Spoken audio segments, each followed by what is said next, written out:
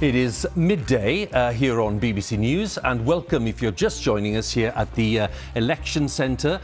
We are having a joint centre between London and Edinburgh today. Last year's local elections, which we're covering, were cancelled because of the COVID pandemic. So this year we have a bumper crop of results, new parliaments being elected in Scotland and Wales, thousands of council seats being contested across England. And of course, just as we've been discussing the Hartlepool by-election, which ended with a big victory for the Conservatives. They won by nearly 7,000 votes. A big loss for Labour and for the leader, Sir Keir Starmer, in a seat the party held since the 1960s. But the result in Scotland could be more problematic for Boris Johnson. If the Scottish National Party wins an overall majority here at Holyrood, it will push hard for a second referendum on independence. Well, counting is well underway from Shetland to the Scottish borders. And the all-important first results are expected very soon in what could be the most important election here since devolution.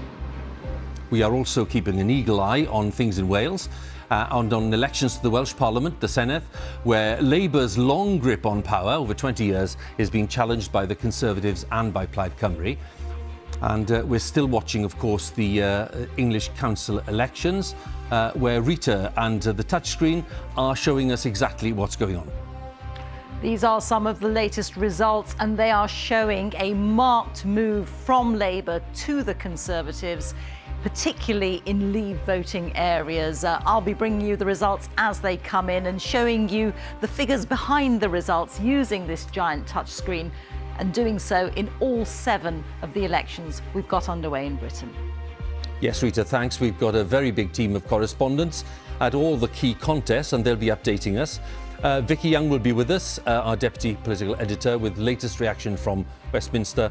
And we wouldn't be complete, clearly, without Sir John Curtice, who's going through all the data for us and will give us his expert analysis of what's going on and indeed what to look out for. So, it's all to play for. The campaigns were bitterly fought and there is a huge amount at stake. So stay with us for all the excitement and drama of this year's election results on the BBC.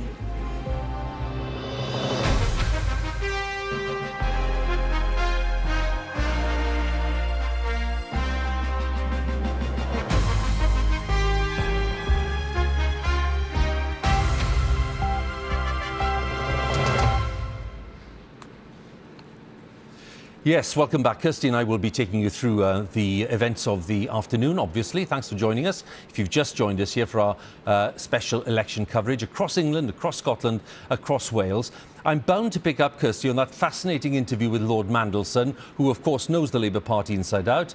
He knows politics and strategy inside out. And, of course, he has been an MP for Hartlepool, so he knows that area inside out.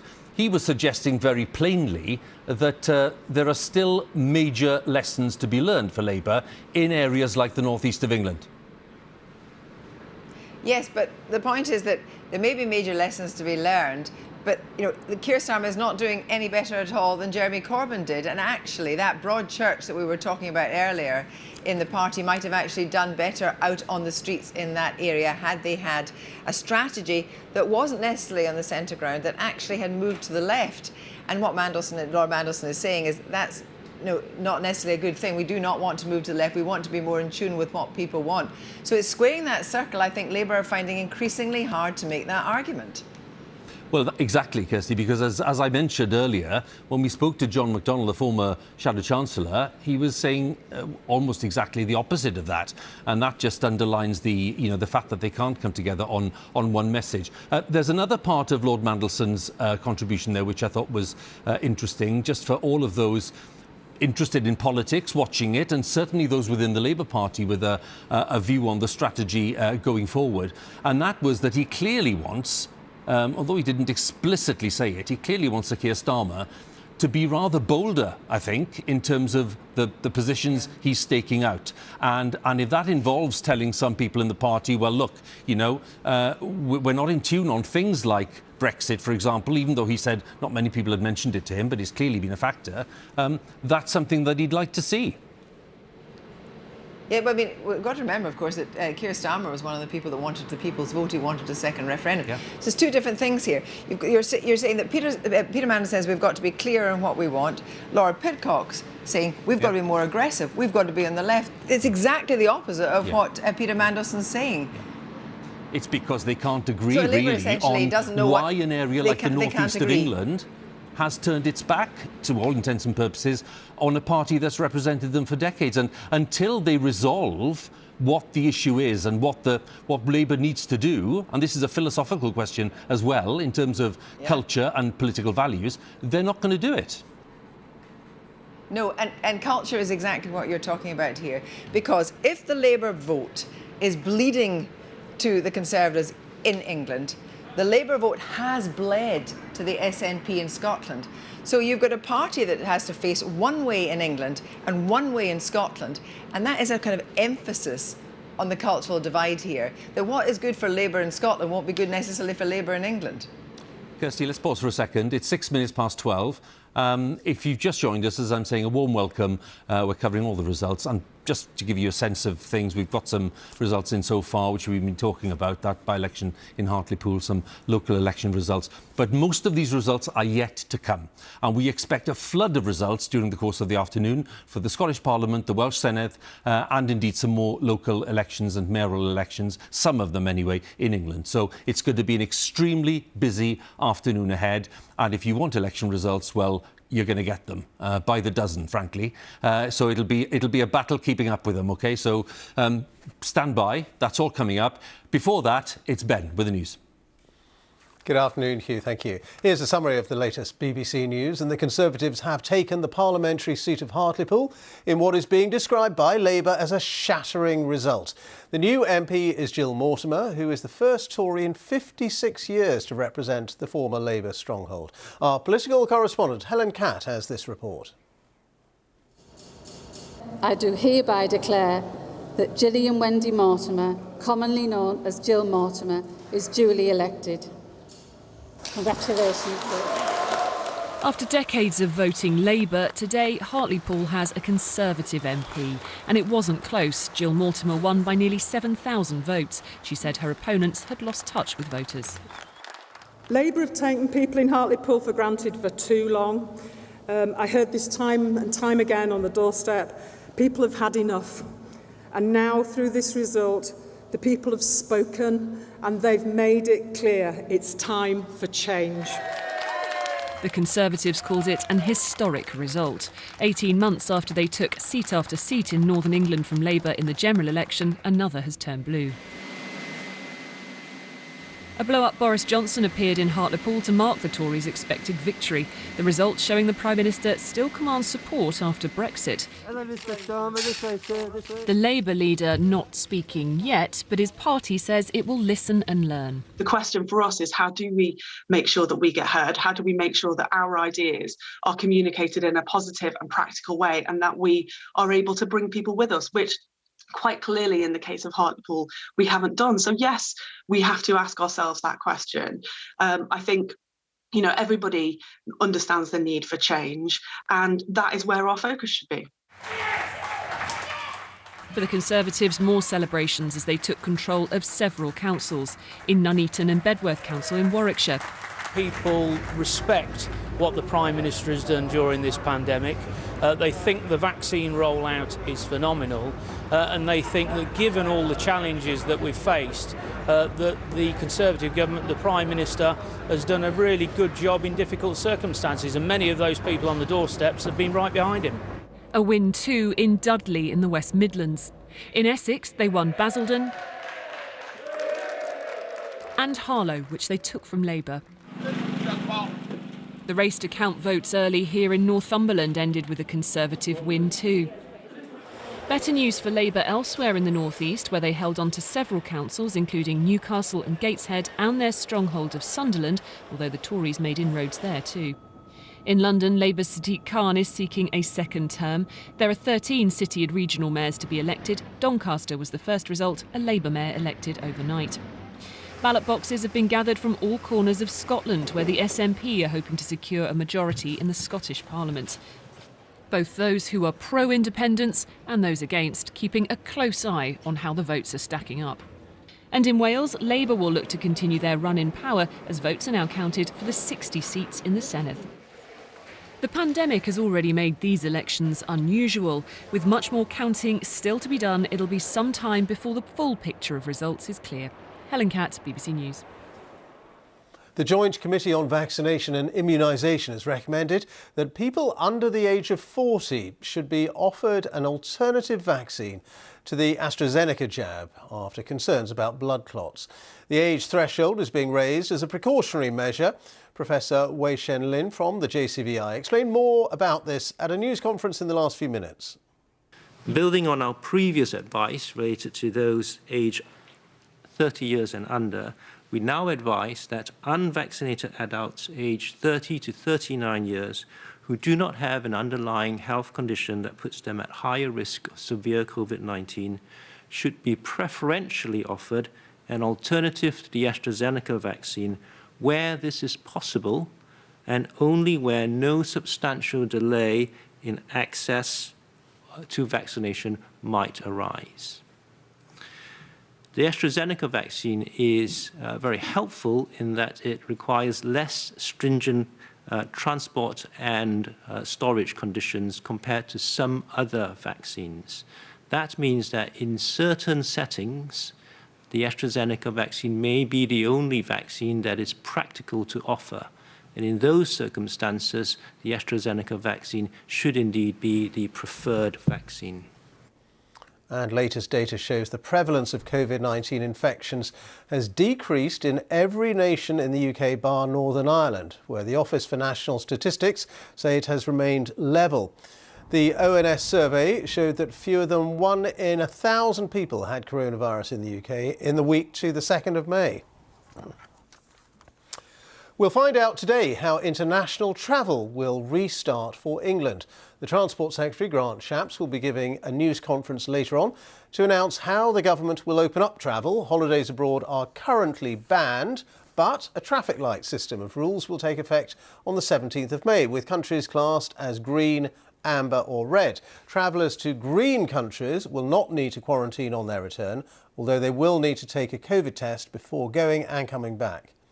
Arrivals from amber countries will need to quarantine at home on return to the UK, as well as taking the same tests before departure and return. Red list countries have the strictest rules. Only UK and Ireland residents will be able to come in from those countries, and travellers will have to quarantine for 11 nights in a government-approved hotel at their own expense, in addition to the testing regime. And we will have full coverage of that press conference by the Transport Secretary this evening. It's at 5 p.m. on the BBC News Channel. Kent police, searching for the murderer of the police community support officer Julia James, have issued a photograph of a man they want to speak to in connection with the investigation. Detectives say the man could be key to their inquiry. He's understood to have been in the Aylsham area on Wednesday the 28th of April, the day after Julia James's body was found with head injuries. Firefighters have been tackling a blaze at a 19-storey block of flats in Poplar in East London. Parts of the 8th, 9th and 10th floors of the new Providence Wharf development near the Blackwall Tunnel have been badly burnt. There were, at one stage, over 100 firefighters and 20 fire engines at the scene. London Ambulance Service said a number of people had been treated, although the extent of their injuries isn't yet known. The second of 2 Royal Navy ships sent to Jersey to keep watch over dozens of French fishing vessels is now returning to port. The French had gathered outside the harbour at St Helier yesterday in a protest over post-Brexit fishing rights. However, fears of a blockade did not materialise. Now, the election results will keep coming in over the next few days, and you can find out the latest results where you live by simply entering your postcode into our search tool on our BBC News website or the BBC News app. And for now, let's go back to Elections 2021.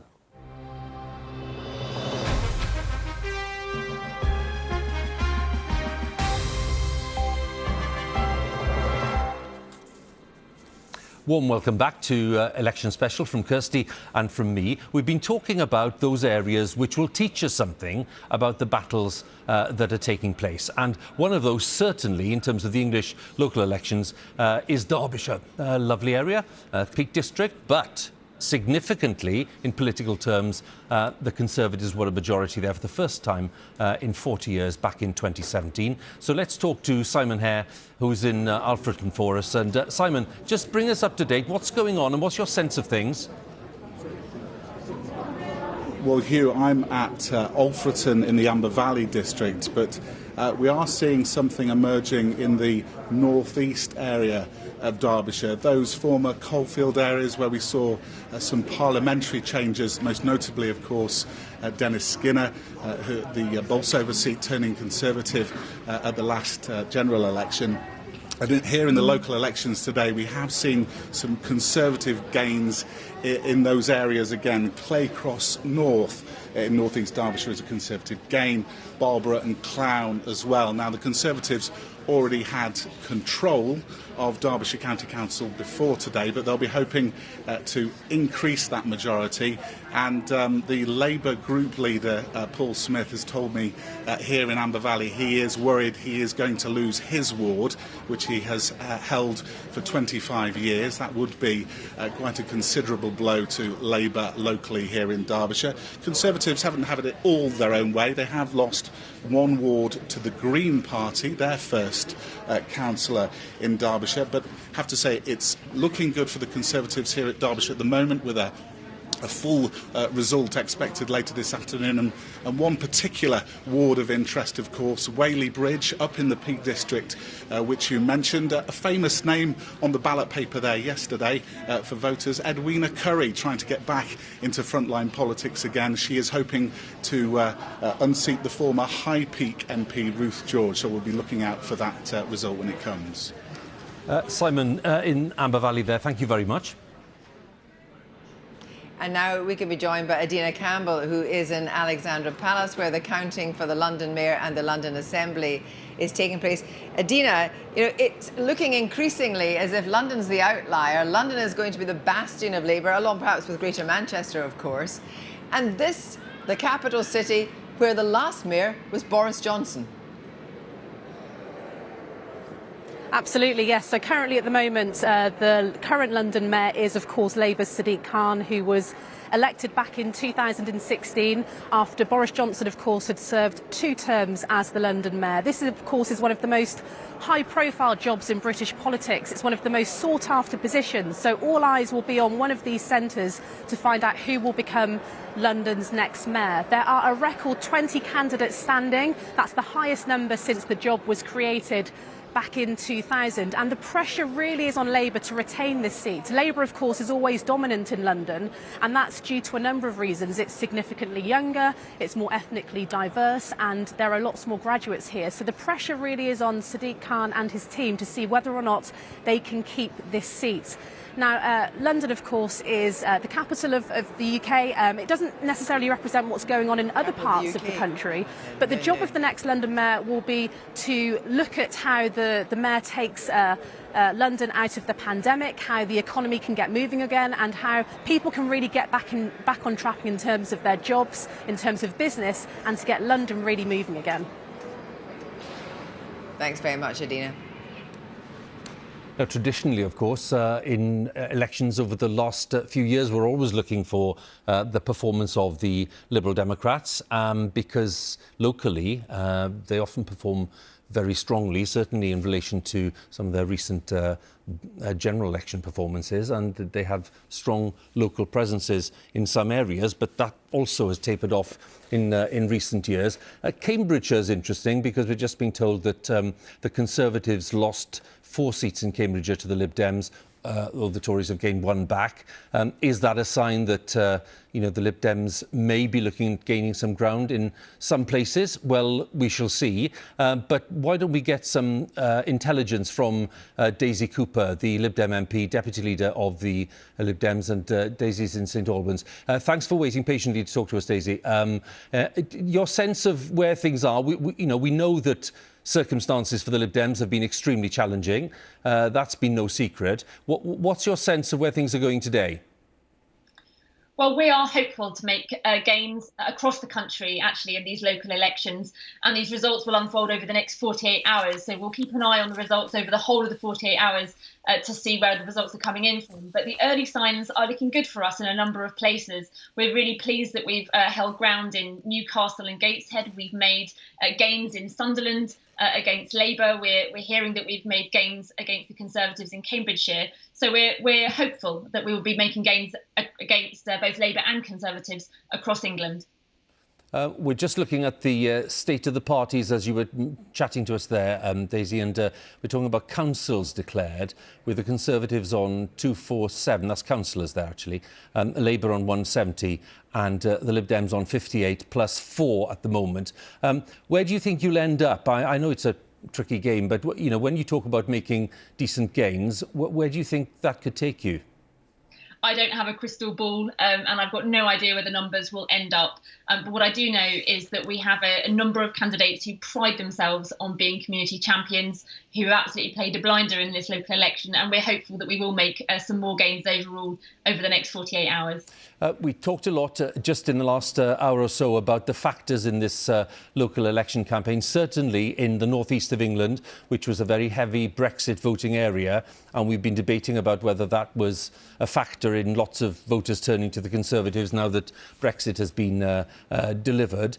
Given that the Lib Dems were, campaigning very strongly to rejoin the EU at one point, do you think that there is an element of punishment for that, or are you talking about areas where, you were very strongly in Remain territory and therefore that hasn't been a factor? Well, we went into these local elections with Liberal Democrat-led councils showcasing their strong track records. Where we've had Liberal Democrat-led councils, they have been leading the way in tackling the climate emergency, delivering social housing, delivering community facilities, and it's that strong track record in local government that I think has shone through in a number of areas. So those have been the main areas that we've been campaigning on in this set of local elections. So you're guiding me away from Brexit as an issue, and I understand that. What about the aftermath of, the pandemic of the past year, which of course lots of people are still suffering with and still facing extreme difficulty with, but because the vaccine rollout has by any measure been a success, did you detect that the government in some way was being rewarded for that? I think that's certainly one of the factors. And if you look at Hartlepool, for example, I think there are a number of different factors. For example, the Brexit vote, I think, did undoubtedly go to the Conservative Party. There were some local factors around the former Labour MP that was outgoing. And the other issue was the vaccine bounce, as you mentioned. I think longer term, whilst the vaccine bounce is very much an issue right now, longer term, I think the country will judge the Conservative government on their overall handling of the pandemic, which will be revealed during an inquiry, but also how the government manages the recovery. There's been talk in other parties about, leadership and style of leadership and strength of leadership. What would you characterise as leadership for the Lib Dems at the moment, the kind of language that you're using around the policies that you're offering to connect to people? Because lots of our debate today again has been about whether parties are really tackling the issues that matter to people in their own areas, and that is the key to success. It's not being deflected, as some people say, by other issues. Well, liberalism fundamentally is about freedom. And Liberal Democrats have always wanted people to have the freedom to live their lives as they choose. And you can't be free to live your life as you choose if you're living in poverty, if you can't get free school meals for children that need it, if you can't have access to the education or the training that you need, if you don't have secure and affordable housing. These are all the kind of issues that Liberal Democrats campaign on both locally and nationally. And we're hoping that our strong track record in local government will shine through in the elections over the next 48 hours. I'm sure viewers will understand that you're hoping that. I'm just wondering, if someone's looking at these figures, looking at your figures in terms of councillors and thinking back maybe 10 years or 15 years, they're bound to wonder how long it's going to take you to get back to that kind of strength, if you can do it. And really, does today's likely performance give people hope in that sense? What I hope this set of elections is quite different. It's been a very, very difficult year for individuals, because of the pandemic, but it's also been a very difficult year to campaign. And Liberal Democrats have a track record of campaigning all year round, and we haven't been able to do that in the last 12 months. What I would say is, as we look ahead to the future, Liberal Democrats are in second place to the Conservatives in 80 Westminster Parliamentary seats, and we're hoping that we'll be making gains not only across the country, but specifically in those areas where we can win seats at the next Daisy, level election. I'm just going to stop you there. We're going to get our first declaration, and that's in Clydebank. The constituency was 70.8%.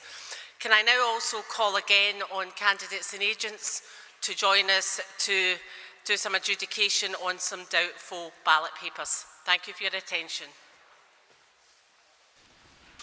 Well, not quite as exciting as we thought, because we thought we were getting our first declaration live in Clydebank, but they're just going to sort out some of the ballot papers which are causing a bit of a problem, and that's normal. It's a normal course of events. They'll have to gather representatives of the party so that everyone agrees on what looks like a spoilt ballot paper or what doesn't look like one, and that's quite a sensitive process at times, especially when it's a tight race. Kirsty, this is Clydebank, and what are we looking for here?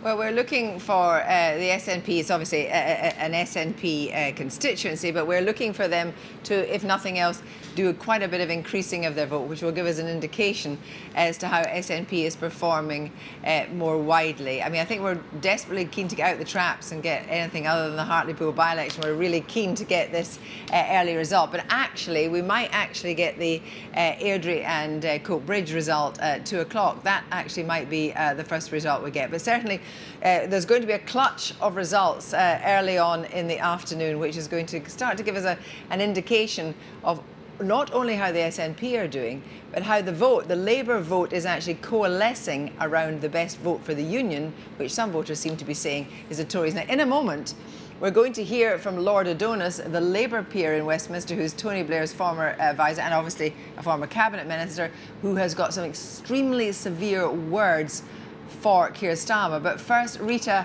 with some more details of the results in.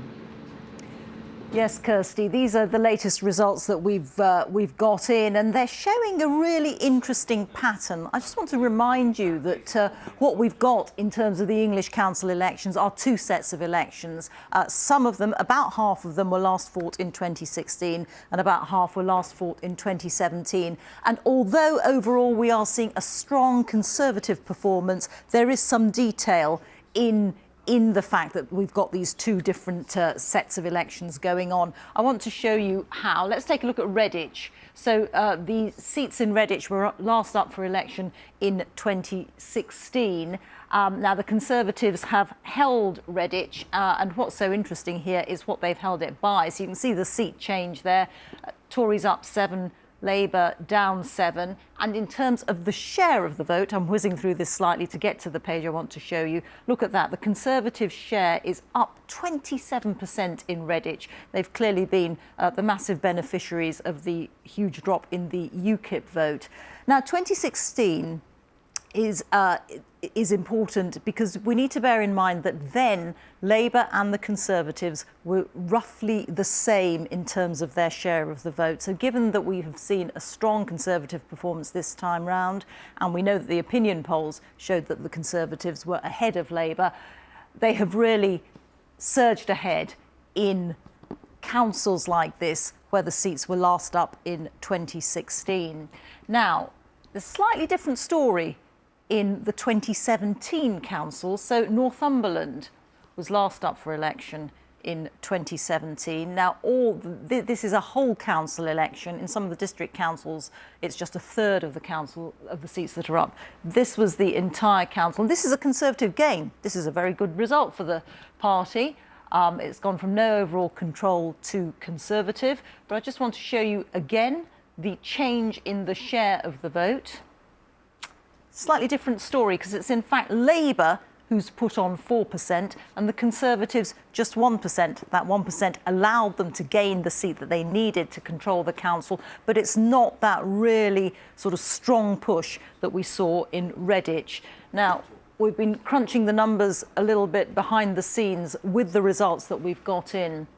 So what I'm showing you here is the difference in the performance in these elections in the councils that were fought in 2016 and that were last fought in 2017. And you can see in the 2016 results we've got so far, Labour actually slightly ahead of the Conservatives in terms of their share of the vote.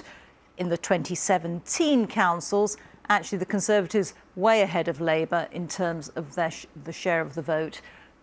But the devil is always in the change in the share. And look at that. So in 2016, the Conservatives have zoomed up 10%, Labour have dropped 4%, UKIP down by 12%.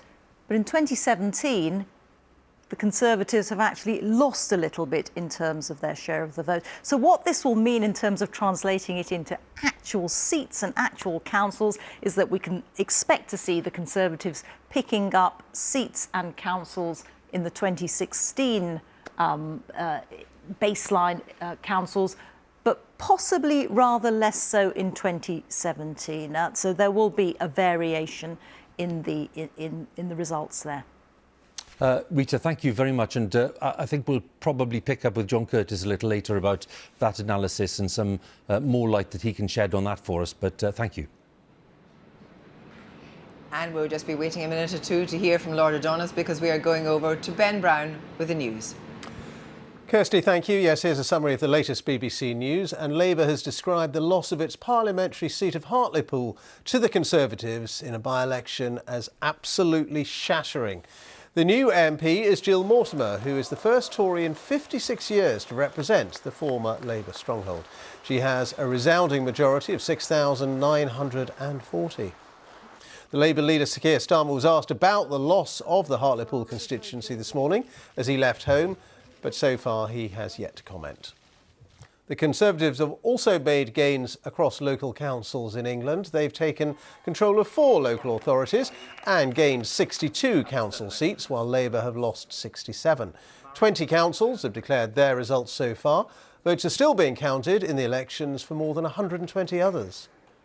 Counting in the Scottish parliamentary election began this morning. Voters were choosing 129 MSPs to be elected to the Scottish Parliament. But COVID restrictions meant there was no overnight vote counting this year. We're expecting the first results shortly. The final results are expected on Saturday. Counting has also begun in the Welsh elections to the Senedd. 60 seats are up for grabs, and some voters reported queues outside polling stations. Most results are expected this afternoon and into the early evening. Results in 4 Wales Police and Crime Commissioner elections are due on Sunday. In other news, the Joint Committee on Vaccination and Immunisation has recommended that most adults under the age of 40 should be offered an alternative vaccine to the AstraZeneca jab after concerns about blood clots. The age threshold is being raised as a precautionary measure. The prevalence of COVID-19 infections has decreased in every nation in the United Kingdom except Northern Ireland, where the Office for National Statistics say it has remained level. The ONS infection survey suggests about 57,000 people in the UK would have tested positive for coronavirus in the week to May the 2nd. That equates to fewer than 1 in 1,000 people. We'll be finding out today how international travel will restart for England. The Transport Secretary Grant Shapps will give a news conference a little later on today to announce how the government will open up travel. Holidays abroad are currently banned, but a new traffic light system of rules will take effect on the 17th of May, with countries classed as green, amber or red. Travellers to green countries will not need to quarantine on their return, but they will need to take a COVID test before going and coming back. Arrivals from amber countries will need to quarantine at home on return to the UK, as well as taking the same test before departure and return. Red list countries have the strictest rules. Only UK and Ireland residents will be able to come in from those countries, and travellers will have to quarantine for 10 days in a government-approved hotel at their own expense, in addition to the testing regime. And just to let you know, we'll have full coverage on that press conference on the traffic light system by the Transport Secretary. It's this evening, 5 p.m. on the BBC News Channel. Firefighters have been tackling a blaze at a 19-storey block of flats in Poplar in East London. Parts of the 8th, 9th and 10th floors of the building have been badly burnt. There were at one stage over 100 firefighters and 20 fire engines at the scene. London Ambulance Service says it has treated a number of people at the scene. That's it from me. Let's go back now to elections 2021.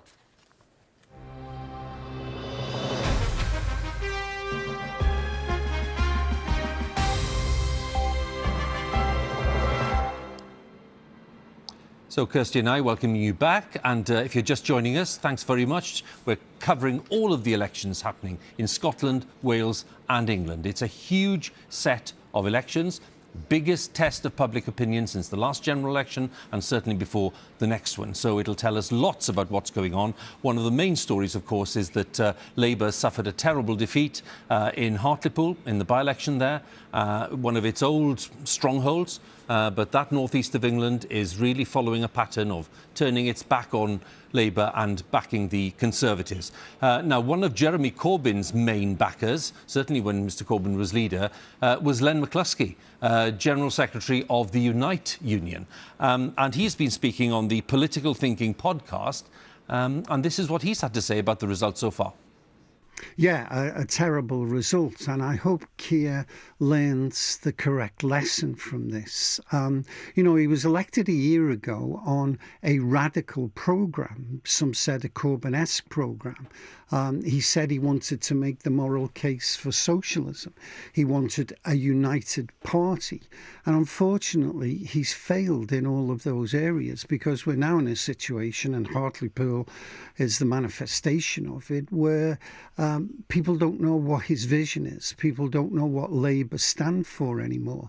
And if people don't know what the alternative to the status quo is, then they'll either not vote, and a considerable number of Labour voters didn't vote, or they'll stick with what they've got. And Keir has to press the reset button. I just wanted to say that I know that the results have been coming in since this morning, and clearly a lot more to go, and it's early days, but a very encouraging set of results so far. And I think that's really because we've been focusing as government on our priorities, people's priorities, bouncing back from the pandemic as far as we can, getting through it, and it's been very good to be here at Severn Trent talking to them about the 500 Kickstarters they're employing, which is, I think, what everybody wants to see as we go through towards the end of the roadmap, really making sure that we're getting people into work,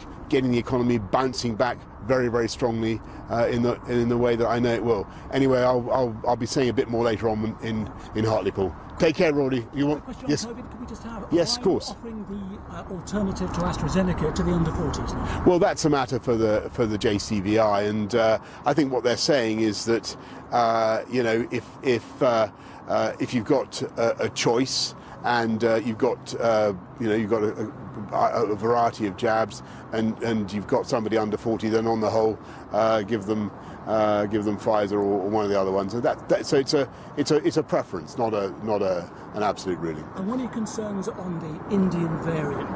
Yes, I think we've got to be very careful about that, and we're doing a huge amount, obviously, to make sure that where we do find outbreaks of the Indian variant, that we do surge testing, that we do door-to-door testing and isolate it, and that is and also have very, very tough controls on transport, on people coming in. Thanks, everybody. See you later. Thank you. That was the Prime Minister in Coventry, and gave a signal that he's going to be heading to Hartlepool to celebrate probably with his team there, the new Conservative MP.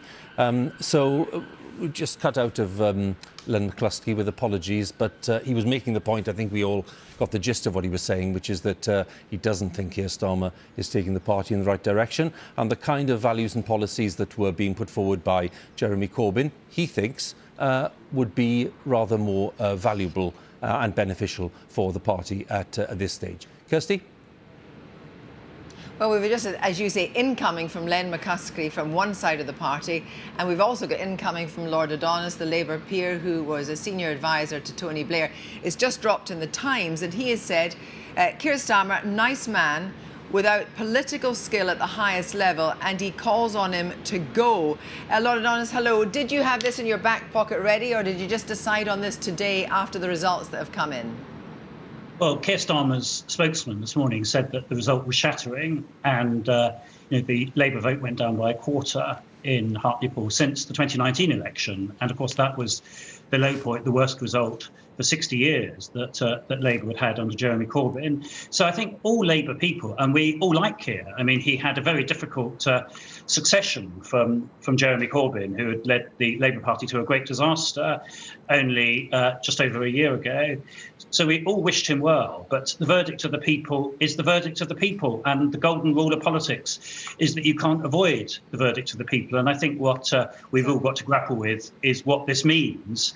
And clearly the public isn't persuaded that Labour has either the leadership or the policies or the critique of the government or the energy and dynamism in terms of its view of the future of the country to deliver. And we all need to consider that. Yes, but the problem is you need to consider it, but actually there is no obvious answer, isn't there? Because you'll be seeing something on one side which is entirely different from what John McDonnell said to us earlier this morning, and indeed Len McCluskey was saying. I mean, Jeremy Corbyn out after 14 months. You want Keir Starmer out after just over 12 months. Where's the next leader? Who's the next leader? But I think you need to consider what works, because that's what matters in politics. Now, Jeremy Corbyn clearly doesn't work. This Marxist far-left experiment led the Labour Party to catastrophe, as you say, only 14 months ago. If you look at the last 11 elections we've had in this country, the pattern is very clear. Defeat, defeat, defeat, defeat. Tony Blair, Tony Blair, Tony Blair. Defeat, defeat, defeat, defeat. So the right thing to do is to learn the lessons from the only thing that's worked, which is a modernising, centrist, dynamic Labour Party, which actually goes for a modernising message on the economy, modernising in terms of the public services, but accepts that people have very strong values, that they're strongly patriotic, that they don't want to play fast and loose with the defence of the country. All of those things get that new compound, which is what made Labour so successful under Tony Blair. And I think it is possible to come back, but it can only be done with real conviction leadership. What people won't vote for is leaders who they think simply split the difference. Whatever you think about Boris Johnson, people know what he stands for. He couldn't have been clearer about what he thinks in terms of Brexit and the future of the country. What does Labour stand for? That is the big void at the centre of politics at the moment. And even on the Europe issue, which we've been discussing a lot, of course, what Labour has said is that it disowns its pro-Europeanism of the past. It sort of accepts Boris Johnson, but it doesn't even fully accept that. So it's in a no man's land, and I'm afraid in a no man's land in politics, you simply get cut down.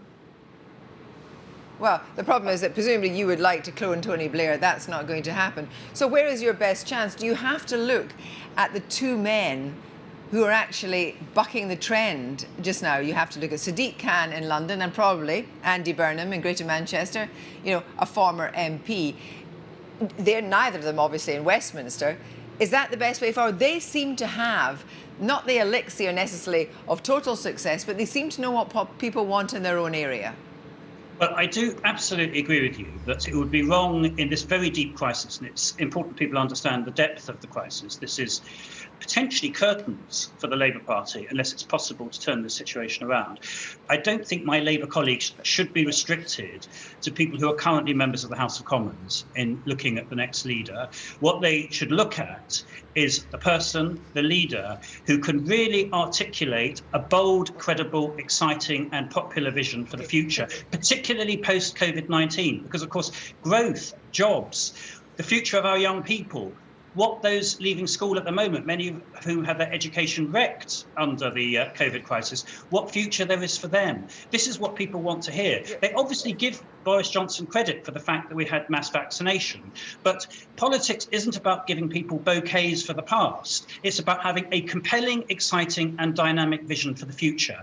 And what my Labour colleagues need to look at really seriously is who can offer that compelling, exciting, dynamic vision for the future, and I don't think we should restrict ourselves to the House of Commons.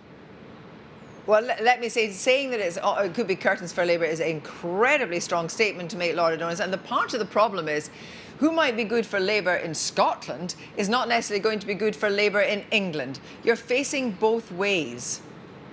Well, in my experience, leaders who are popular in the Red Wall are also popular in the south of England. Leaders who are popular in Scotland tend to be popular in England. I think this excessive segmentation of the electorate has done British politics a lot of harm. If you look at Boris Johnson at the moment, the Conservatives are popular across most of England, which is the predominant part, of course, of the UK, apart from some of the inner cities. That's the message coming through from these elections.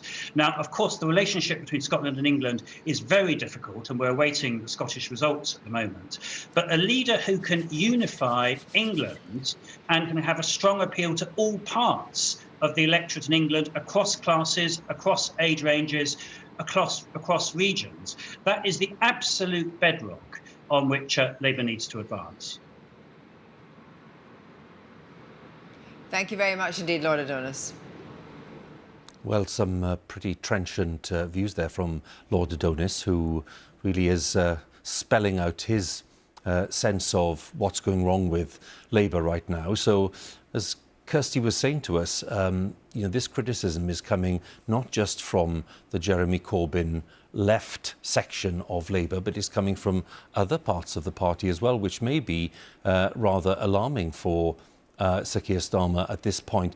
Vicky's with me. I'm despite the fact that Hartlepool was a dreadful result, I'm slightly surprised by the extent to which this kind of internal, well, let's just say vigorous debate, yes? Should we just say that rather than say warfare? This vigorous debate has just ignited within hours of that happening. Yeah, it's interesting, isn't it? Because the Hartlepool result, there are some MPs saying that there were tactical errors. Why pick a Labour candidate who was a Remainer, for example, in a seat which massively voted for Brexit? So there's that. But actually, I think all this is showing that Labour's problems are far more deep-rooted than losing some council seats and losing a by-election. This goes back to, possibly you could say that the pandemic has stopped this debate happening for the last year. Actually, Jeremy Corbyn leaving the scene hasn't resolved all of the issues. It's far deeper than that. But what is the answer? I mean, we're hearing from both sides there. You've got Len McCluskey on one side saying we've got to go back and make the case for socialism, back to Jeremy Corbyn's agenda. And then you've got people like Lord Mandelson and Andrew Adonis there talking about the opposite, talking about a much broader coalition. I thought what was really interesting listening to Lord Mandelson is talking about really why people vote for governments because they think they're going to help them. I mean, it's pretty basic stuff. Yeah. And that can involve more money for your area. It can involve better public services, better funded public services. But he also talked about Labour not making a cultural connection with its bedrock support. And that's a different issue, I think. And that's, I think, probably a tougher one for Sir Keir Starmer.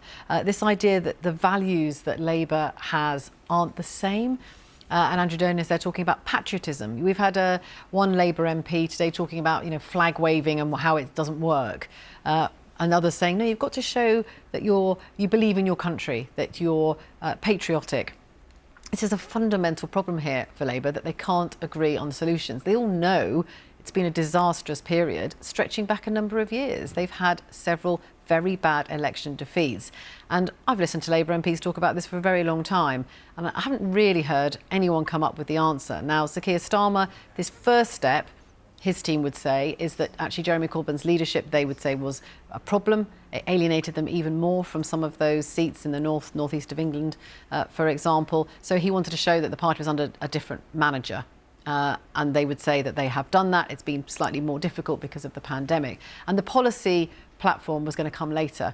But I think what this shows is that you can't go into these elections without really much of a policy platform. And that was the complaint, I think, from lots of Labour MPs, is that we're not really showing what we stand for. And especially worrying, we'll talk about Lancashire in a moment, because there are interesting tests there for Labour as well. It's just coming up with a colleague of mine there, with Mairead. We'll join her in a second. But just interesting that from left and right, therefore, they do agree on one thing, which is that this is quite potentially an existential crisis for Labour. And that drawn into that today is suddenly an upsurge of questions about whether Sir Keir Starmer is the right person to lead the party. Now, you know, I think judging from what was being said in the last week or so, including by Sir Keir himself, preparing the way for possibly disappointing results, I think, is it possible that they will be taken aback by the ferocity of the response so far? Yeah, and I think they'll be disappointed. They were expecting the results not to be brilliant, of course, but actually I think they're probably going to be more alarmed that they may be worse than they were expecting. Now, whether this means that Sir Keir Starmer's going to face a leadership challenge, no, I don't think we are at that stage. Partly because of what we've just been saying, the problems are far more deep-rooted than that. It's not just about the leader, and some people saying, well, how can you have a lawyer from North London? He's not going to appeal to people in the north of England. Well, actually, maybe he could. It's about the policies probably more than anything else. People think that he's a talented enough politician, that he could quite easily be a competent Prime Minister. But again, it's about much, much more than that. They've just got to start getting their message across. And the problem is, one Labour MP said to me, been out in Hartlepool, well, they're not slamming the door in our faces anymore. I mean, that's a pretty low bar, isn't it? And, you know, they need to have people listening to them and a message when it comes to what are you going to offer voters. And the Labour Party just simply isn't there at this moment. OK, well, we're going to stick on that theme. Vicky, thanks. Just thinking about tests for Labour, especially in the local elections as well. Let's go to Pendle and talk to Mairead Smith. I mentioned Mairead there earlier.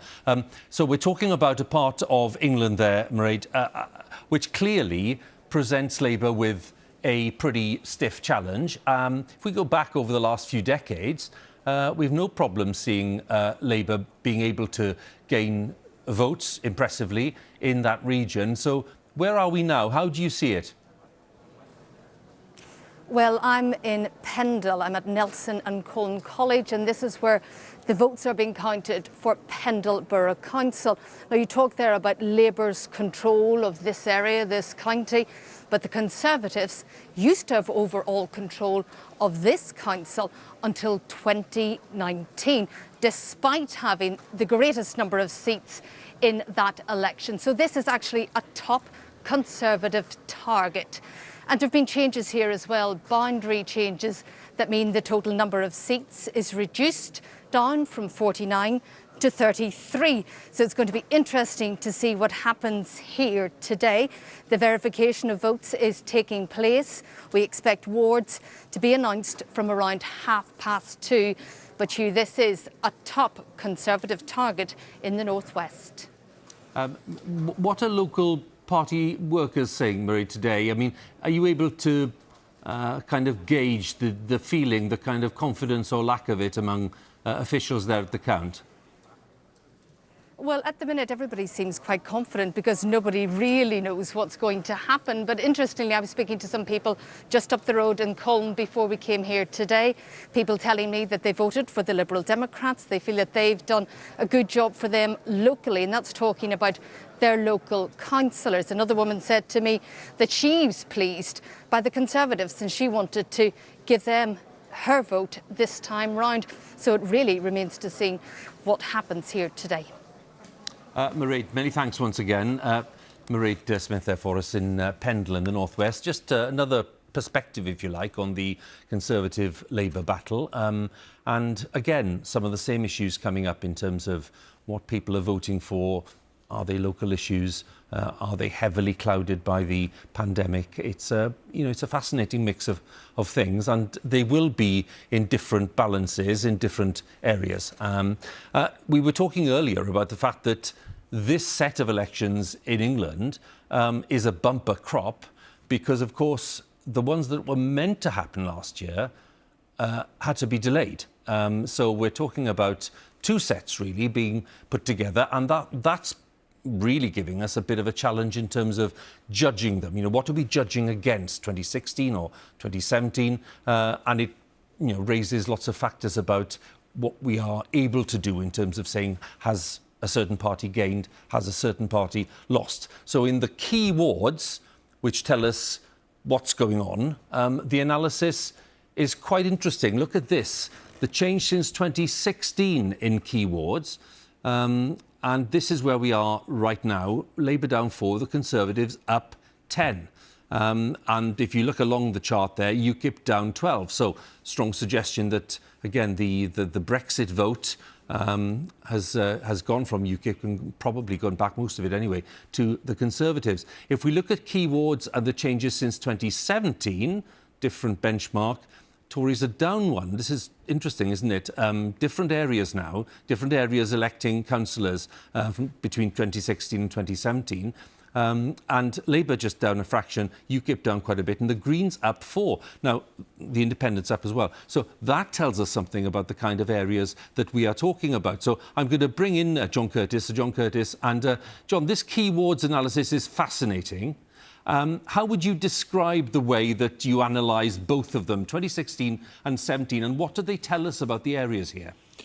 Well, all we're simply doing at the moment with the keyboards exercise, we'll do something more complicated later on. But what we're doing at the moment is taking the votes that we've had in so far. So we've got about 200 wards from places that were contested in 2016 and about 200 from places that were contested in 2017.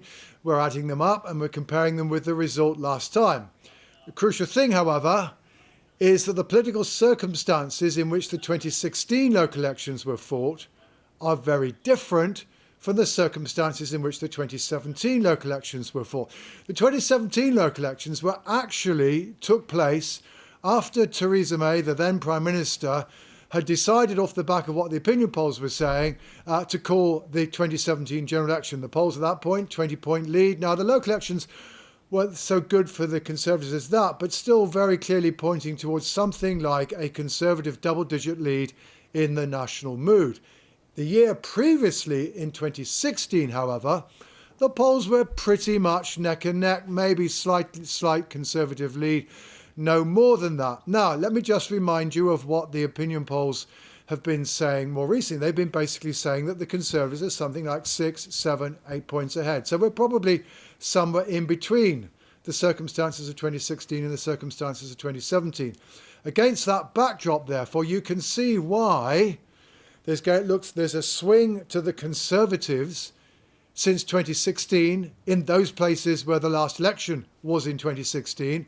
But there isn't any sign of a swing to the Conservatives. Indeed, we know there may be a little bit of swing to Labour in those places where the seats up for grabs were less in 2017. So it's the different baselines that's crucial. And then on top of that, you've also just got to remember one other thing, and this is true irrespective of whether we're looking at the 2016 seats or the 2017 seats. If it's a Remain area, Labour are not doing so badly, Stroke in some instances doing quite well. And if it's a Leave area, then the Conservatives are doing jolly well indeed. And that therefore means, for example, that in our 27 councils, in those places where Remain did well in the 2016 referendum, expect to see Labour make gains, even though we've so far been reporting an awful lot of serious losses for the Labour Party elsewhere, i.e. in places with lots of Brexit voters and with the UKIP vote falling down badly. John, just a quick point, taking us through those keywords, which is extremely useful. We will be talking to Douglas Ross, the leader of the Scottish Conservative Party, very soon. What guidance would you give us in terms of the Conservatives' expectations in Scotland for the Scottish Parliament seats? In truth, I think the Conservatives are basically hoping to hold their own, which means basically still coming in with around 21-22% of the vote, and crucially to remain ahead of the Labour Party and therefore still be the principal voice of unionism north of the border. The Labour Party have been hoping to try to catch the Conservatives up. The polls have been relatively discouraging. Expect also Mr. Ross to talk a great deal about tactical voting, and that could be quite crucial. As we get into this afternoon, we'll talk a lot about a very small number of opposition-held seats that the SNP need to pick up. And one of the things that the Unionist side are relying on is that, for example, if you are a Conservative supporter in, let's say, Dumbarton, which Labour have a very small lead, that you might vote for Labour in that constituency. And equally, if you are a Labour voter in Ayr, which is narrowly held by the Conservatives, that some of those Labour voters will switch to Conservatives. Now, that's one of the things we can't tell from national polls, but which could be pretty crucial for the outcome. So, the Conservatives want to keep second place, but along the way, they want to maximise the anti-SNP vote. John, many thanks, and we'll talk again later on. Thank you so much. And John, promising lots more chat this afternoon, and I'm looking forward to it because there'll be plenty for us to look at. We're going to talk now to Douglas Ross, who is leader of the Scottish Conservative Party. He joins us from Elgin. Douglas, good afternoon. Thanks for joining us. Good afternoon. Well, it's quite a delay, so I'm going to keep my questions relatively brief. How do you sense things are going for you in Scotland today, judging by what your party colleagues are telling you? Well, I can keep my answers very brief. That we're, quite behind in terms of the counting. Certainly here in Murray, it's taking a lot longer because the social distancing within the count hall. There's less count staff. So that's the message I'm getting from many parts of Scotland. Is it's taking longer to count the ballots. So it'll be some time yet before we get a picture of how it's looking.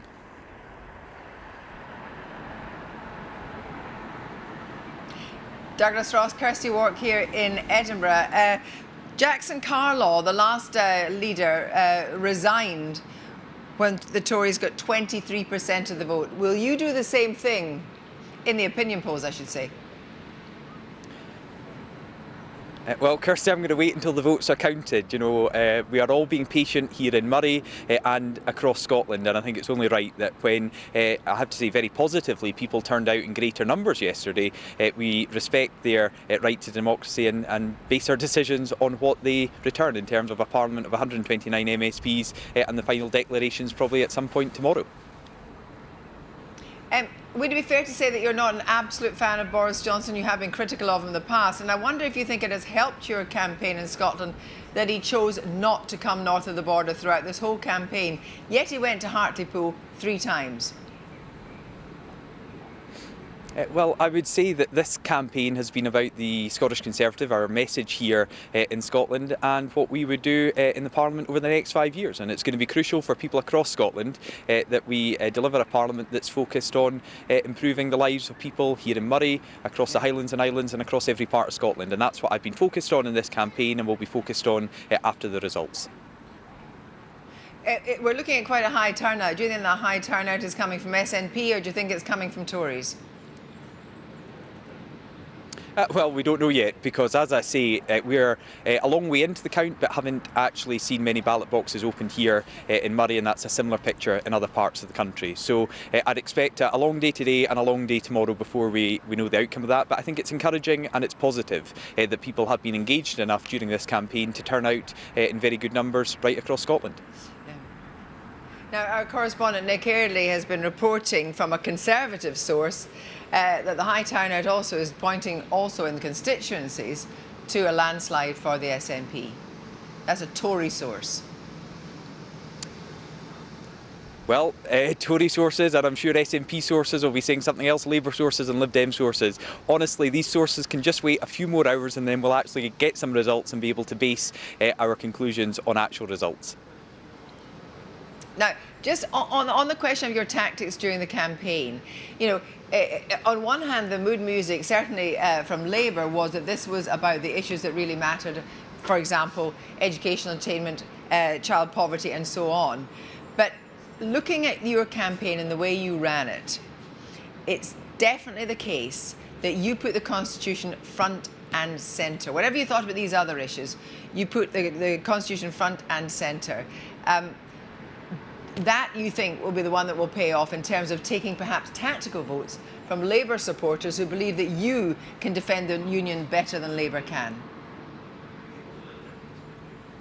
Well, the Constitution was put front and centre in this campaign by the SNP and their desire to divide Scotland all over again. But Scottish Conservatives had a clear, ambitious plan for what we can do in the next Parliament if we can get rid of the threat of another independence referendum. That's why we focused on education, on supporting the NHS, on infrastructure projects right across Scotland. So there is a lot we can do in the next Parliament if we can have a Parliament focused on our recovery. Douglas Ross, we'll be speaking to you again. Thanks very much indeed. Yes, indeed. Thanks to Mr Ross there. What I'd like to do now is to bring in Joe Tanner, former advisor to Boris Johnson, who's in South East London, and Aisha Hazarika, who's a former Labour Party advisor from the Evening Standard in North London. Thank you both for waiting to talk to us. It's good of you. Joe, can I start by asking you, do you think that the pattern we've seen so far today is going to be sustained? Well, I mean, there's a lot of different elections to happen in terms of the results to come out, and I think there is an interesting picture emerging. But let's face it, we've got some very different places. Even ironically, the fact that you're talking to two guests who are both based in London, and we're talking about what's just happened in the north, kind of says a lot about how different the views and opinions of different people across the country, and also how those results will play out. I think interestingly, I have read a lot over the last few weeks, actually about the interests of independents.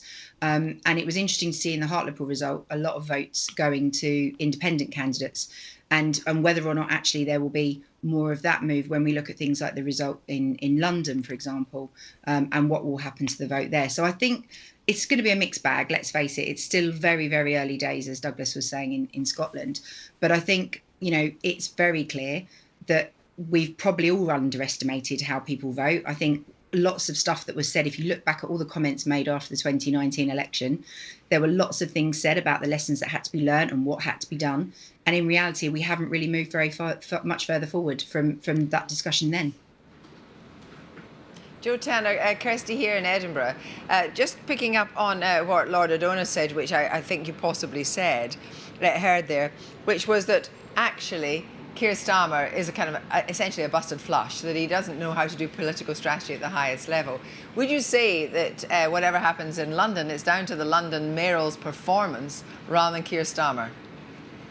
I think Sadiq Khan definitely has, he's been his own man. Actually, I think you can see that in actually quite a lot of these elections. If you look at what happened, if you look at Douglas's position in Scotland, in terms of the Conservatives, if you look at the way Andy Burnham has operated in Manchester, and you look at Sadiq Khan in London, there is definitely a sense of these elections where we've got devolved administrations, there is a degree of the individuals taking a very different. Boris himself did that when he stood in London.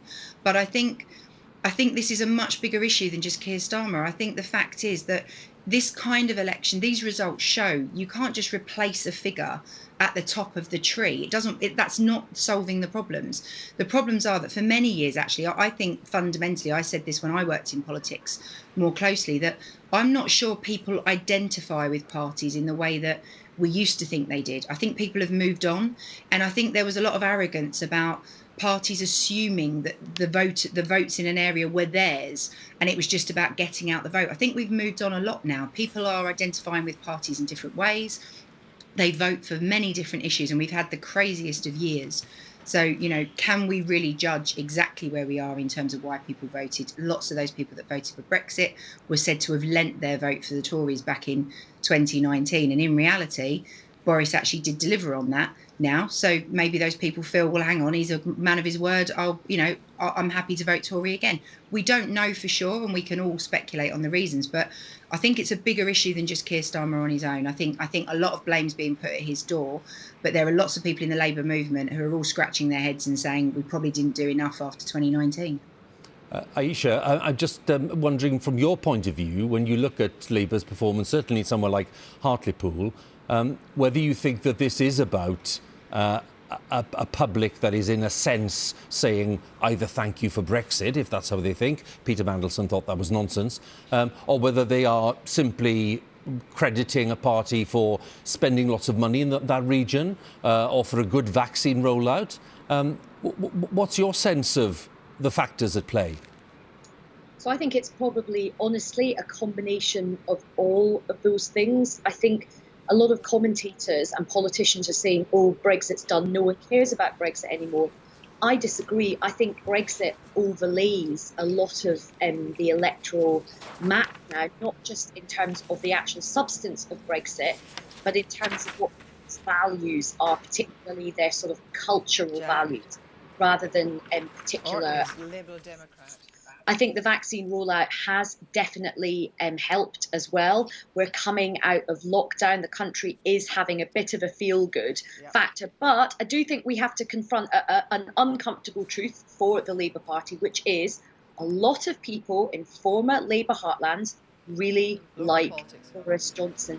They find some connection with him, and they're not finding that connection with the Labour Party. OK, Aisha, I'm just going to stop you for a second. I'm sorry to interrupt you because we may be close to a declaration in Orkney, and this is an interesting test here for the Liberal Democrats. And Kirsty, what should we be looking out for in the result from Orkney? What will it tell us about the state of play in this part of Scotland? Well, I think Orkney will see probably an entrenchment of the Liberal Democrat position, I would think. Interesting to see if the SNP make inroads in that vote, because Orkney is very particular, like Shetland, of course, that often Edinburgh can seem just as distant as London.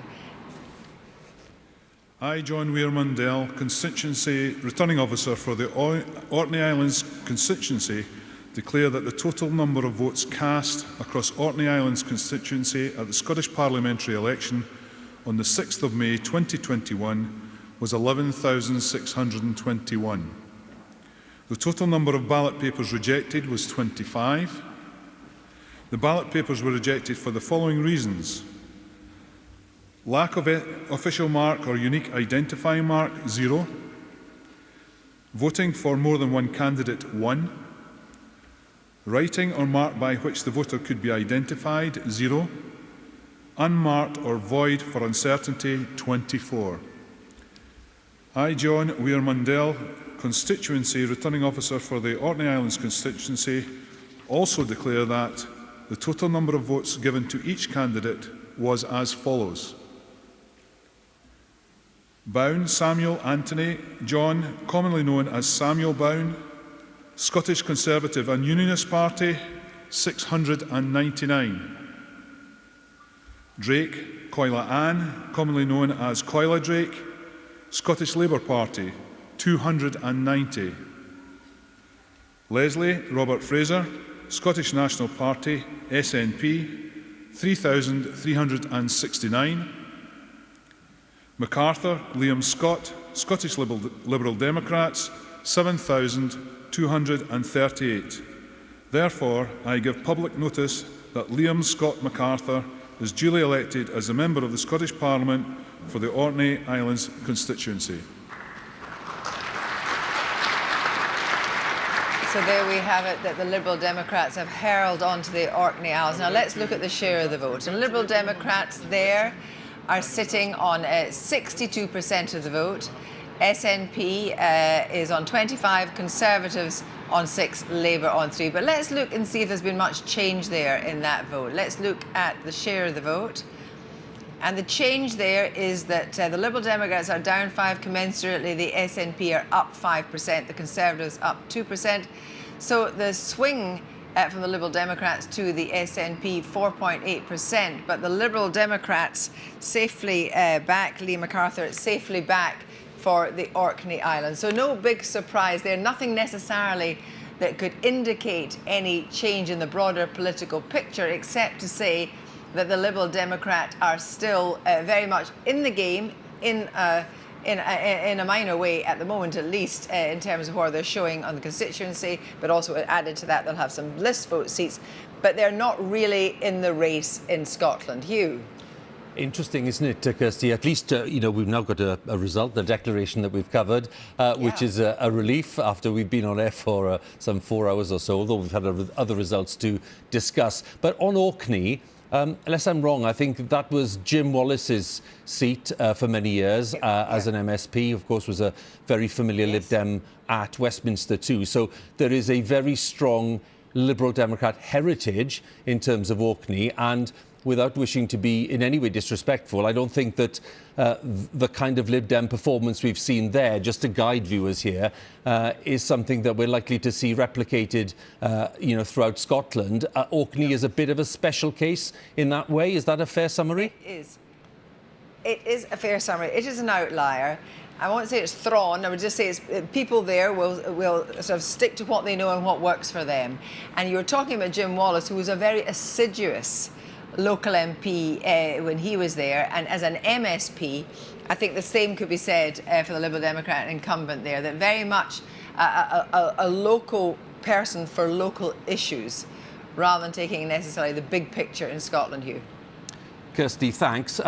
Given that we've seen that declaration now, which is one in the bag for us, and of course there's plenty more to go in Scotland, 129 seats in the Scottish Parliament, so 128 to go, and that's a Lib Dem hold for us in the first declaration. I mentioned earlier that we were very, very sharply focused as well on the north-east part of Wales, which is around Clwyd and Wrexham and Dallin and Deeside and Delyn. These are very, very strong competitive areas between Labour and the Conservatives. So I want to go to Wrexham now, which went Conservative at the general election, though it has decades and decades of Labour tradition there.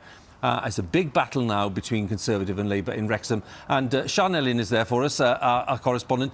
Sian, can you tell us what the feeling is there? And do you think that we'll get a declaration there, you know, anytime soon? Well, welcome to Wrexham from Hound Huw. We're in Glyndŵr University. There are two counts taking place here today. That's Wrexham and Clwyd South. And there are two very familiar faces from Welsh Labour battling to keep a hold of their seats, and that's Lesley Griffiths and Ken Skates. And both were prominent members of the last government, and they've represented their constituencies for over a decade each. Now, both these seats have been in the hands of Welsh Labour since the beginning of the Senedd, since the beginning of the Assembly and the Senedd. So they might be stupid to take the support here for granted. But of course, in the general election in 2019, the Conservatives won both these seats, and it was seen as part of the collapse of Labour's Red Wall at that time. So indeed, over the last 2 weeks, we've seen a lot of campaigning going here. It's been ramping up. We've seen Keir Starmer visit the town, and he's visited the brewery here and enjoyed... For the Scottish Parliamentary election in the Aberdeen Donside constituency, hereby give notice that the total number of votes polled for each candidate at the election was as follows. Harriet Cross, Scottish Conservative and Unionist Party, 9,488. Isabel Davidson, Scottish Liberal Democrats, 2,162. Jackie Dunbar, Scottish National Party, SNP, 18,514. Lucas Grant, Scottish Trade Unionist and Socialist Coalition, 240. Heather Herbert, Scottish Labour Party, 5,505. The total valid votes was 35,909. The total number of rejected votes was 118. The reason for rejection was as follows: lack of official mark or unique identifying mark, 0. Voting for more than one candidate, 14. Writing or mark by which the voter could be identified, 1. Unmarked or void for uncertainty, 103. The total rejected votes was 118. The following candidate is duly elected to serve as a member of the Scottish Parliament for the Aberdeen Donside constituency: Jackie Dunbar, Scottish National Party, SNP. I'd now like to welcome the successful candidate. Thank you very much. So let's look at that Aberdeen Donside vote in more detail and see if it tells us anything about a swing to the Tories in that area. A safe win for the SNP, but let's look at the vote in more detail. Look at the share of the vote now. So the share of the vote for the SNP is 52%, for the Conservatives 26%, for Labour 15%. Now look at the change in the vote. So the change in the vote shows that the SNP has gone down a little and the Conservative vote has gone up substantially, Labour down. So therefore what we can show from that is the SNP to Conservative a 6.2% swing. So that starts to give us some indication of what might happen to the Tory vote in Scotland. Kirsty, when we look at the figures there in terms of that Conservative vote and the swing from SNP to the Conservatives, I'm just putting it in context because, as you say, the result in Aberdeen Donsad wasn't in any doubt at all in terms of the SNP's strength there. But is that the kind of area that we think would make a big difference in the Scottish Parliament? If we saw a swing of 6.2%, we would see some, in one or two areas certainly, some rather different results, wouldn't we? Yes, and you would actually see in that area, certainly, I think, you'll see the Conservatives picking up list votes as well. And you've also got to remember that Aberdeen area is a kind of different kettle of fish as well, because it was more Brexit leaning. It was more, it voted more strongly against Scottish independence in the first referendum on independence. So it's always been a different kind of place, the North East. And we can talk a bit more about that with our correspondent Nick Eardley. Nick Eardley, that Donside result, a swing to the Conservatives, as you were talking about later, that could have been tactical. Yeah, it could have been. And I think the Conservatives will be buoyed by that. Yeah. But their fear, more broadly, is that the SNP vote on the constituencies in other areas is actually going up. And I think what it's going to come down to with constituencies is a battle between SNP turnout and tactical voting by the unionist parties. And that could be very, very thin margins. It could be thin margins, but it could be thin margins in places like Edinburgh Central. I think in Aberdeen West, I might be right in saying. But it's not, as you say, going to disturb the notion that the SNP is going to do very well in the constituencies. Yeah, I mean, the SNP will win the vast majority of constituencies. It's how many. And just to take you through some of the chat that we're hearing from the parties more chat, so we love far, chat. The SNP are confident in Edinburgh Central because they think their vote is up. In Edinburgh Southern, which is a Labour seat that the SNP had an eye on, tactical voting seems to have gone up. But there are other areas in the middle, like East Lothian, which is another SNP target, where it's too close to call at the moment. It's within a few hundred votes. So I really think that the difference between when the SNP has got its vote out, it looks to be in a good position.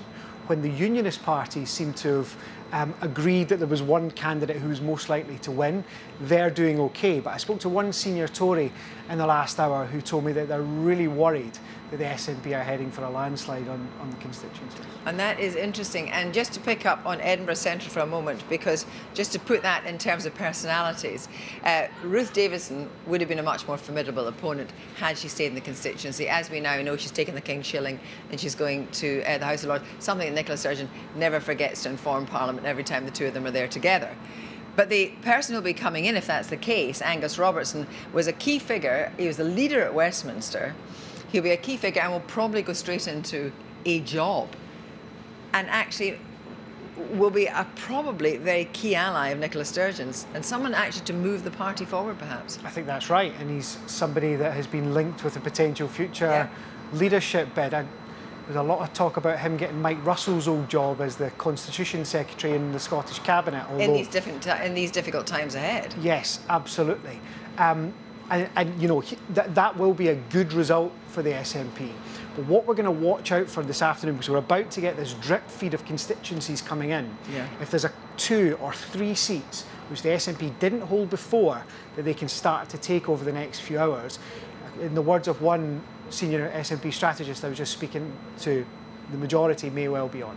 And here's a more tricky thing. We're going to bring in Lucy White now, Eastwood, because here's a more tricky thing, because Eastwood, Lucy, is a 3-way marginal. Yes, currently it's a Conservative MSP that sits here, but previously certainly it's been very, very competitive.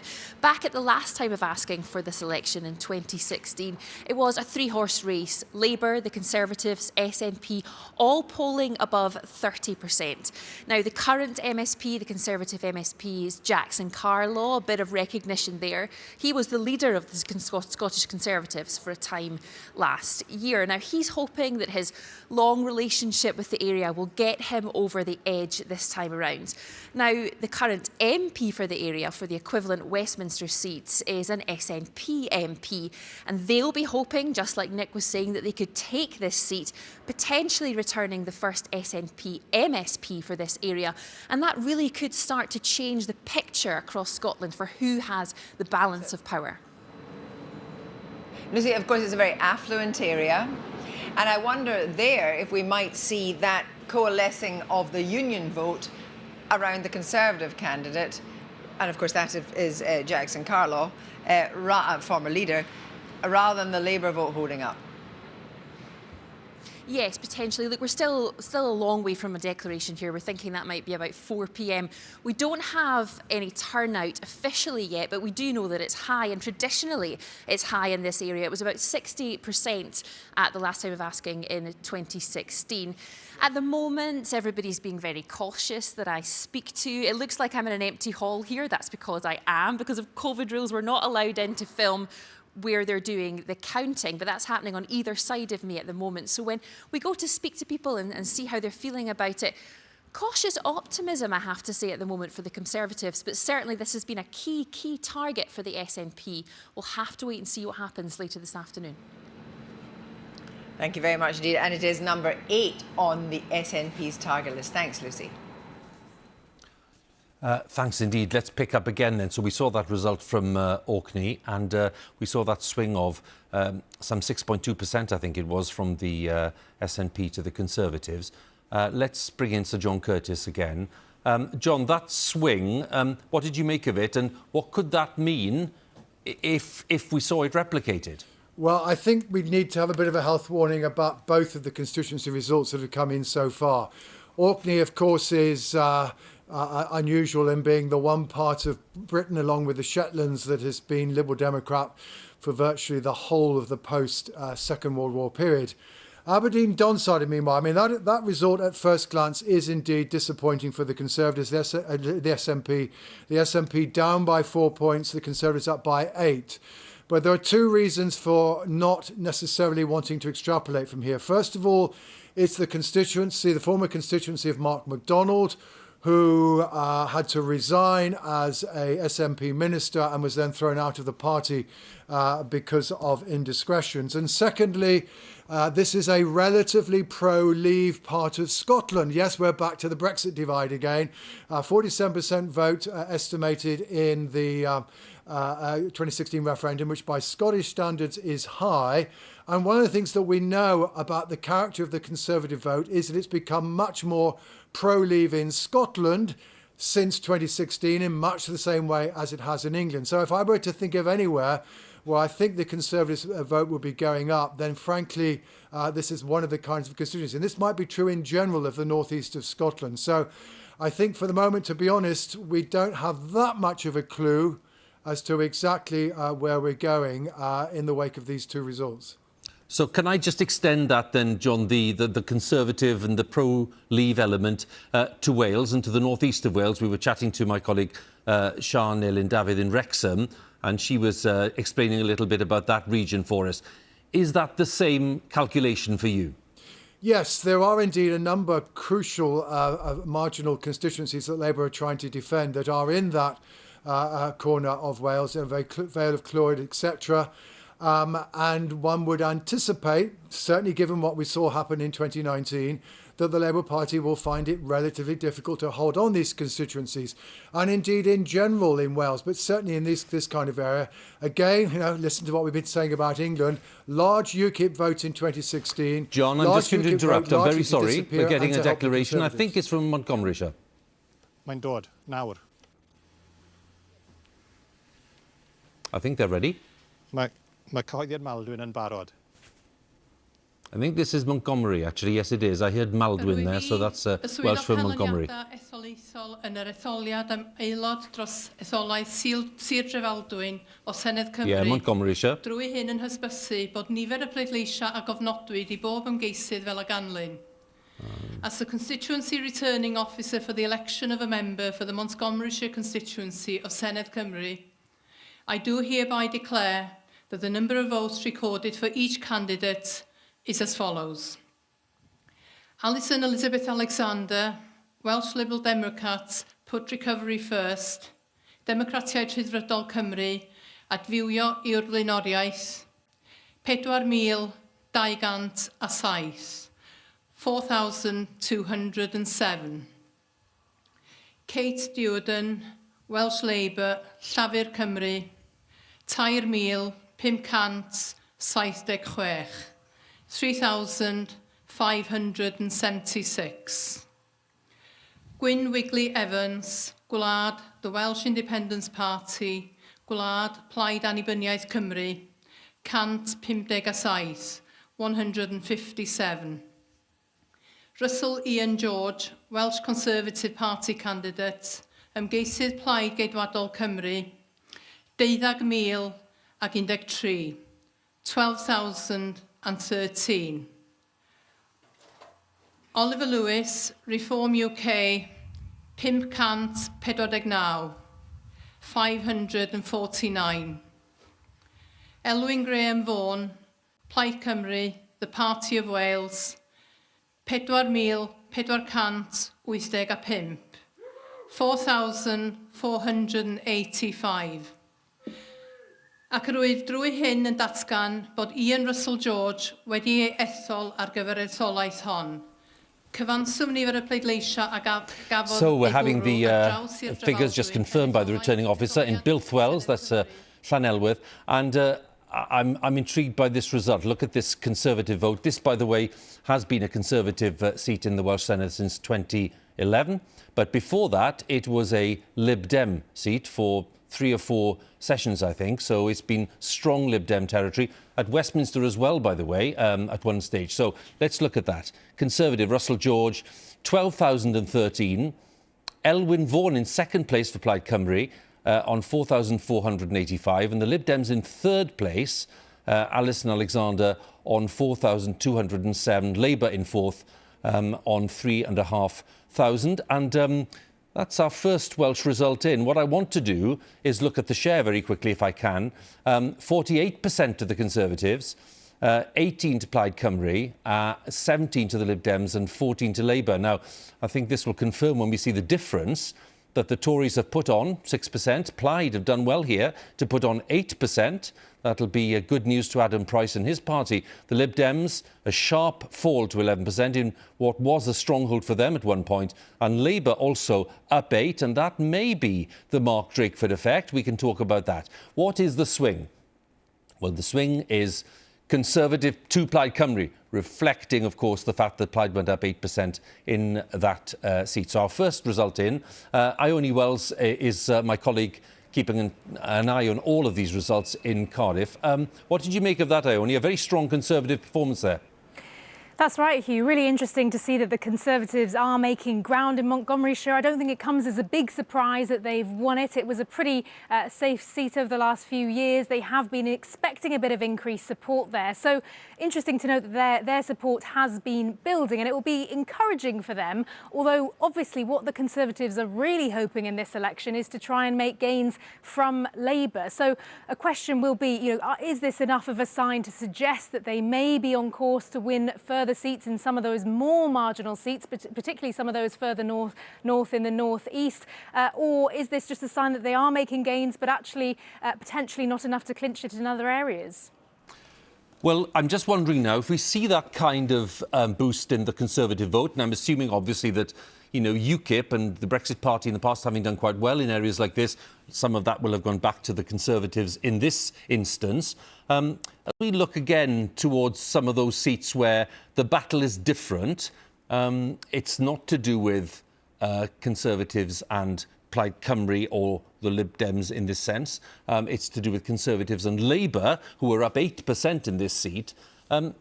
Does that tell us something? Do you think that 8% rise was something to do with what some people call a COVID bounce, which is a horrible phrase, but it's to do with, a political benefit out of the way it's been handled?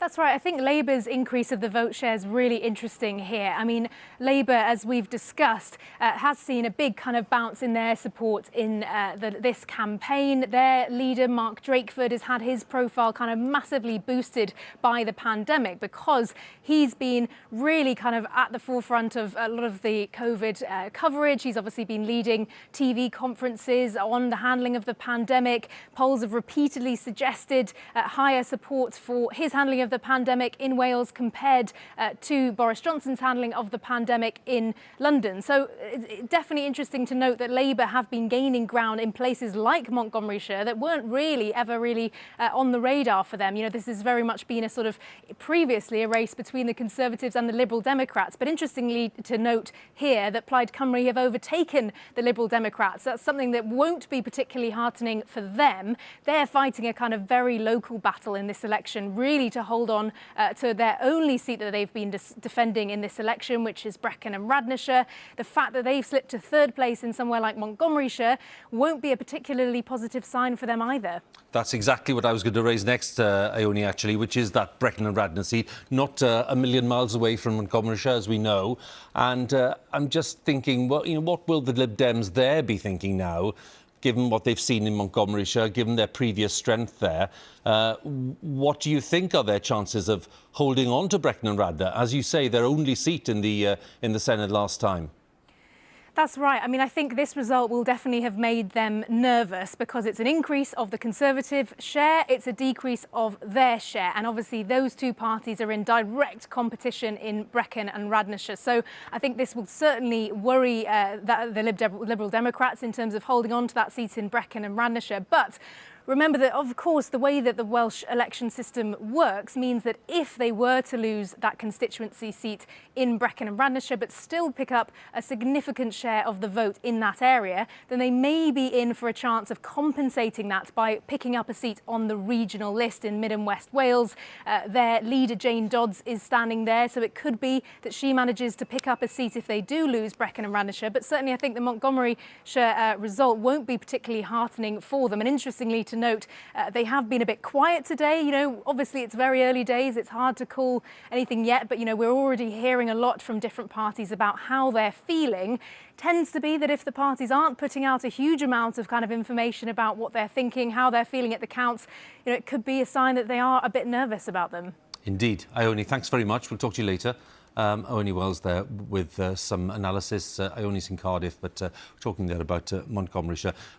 Just to remind you, just because we mentioned it there very briefly, for those of you just wondering how that system works, it's 60 members of the Welsh Senedd, 40 of them elected, just as we've seen there in Montgomery, as a constituency member, and then 20 on regional lists. So the system's been constructed in a way where, you know, if you pick up a lot of votes but don't win a seat, you might be rewarded in this kind of semi-proportional system on the list. So it's a system that's meant to counterbalance, if you like. Lots of contests going on today of different types, not just local authorities and mayoral contests, not just for parliaments in Scotland and Wales and local authorities, police and crime commissioners, and there are over 30 of them. And I'm just going to ask Reeta now to talk to us about one of them. This is Cleveland, Reeta, and this is an interesting one for us. This is a really stunning result for the Conservatives. This is our first Police and Crime Commissioner's result that's in, and it's a Conservative gain for a post that has been Labour for the last two elections.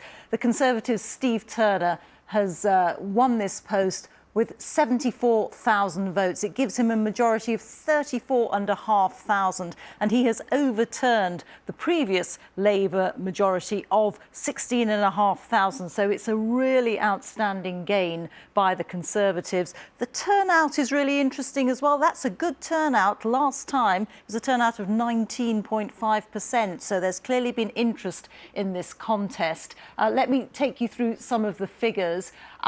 He won on the first round. The Police and Crime Commissioner's election works in that if nobody gets 50%, there's a runoff between the first two candidates, but there was no runoff required here. Conservative candidate got 54% of the vote, so a very clear and decisive win there.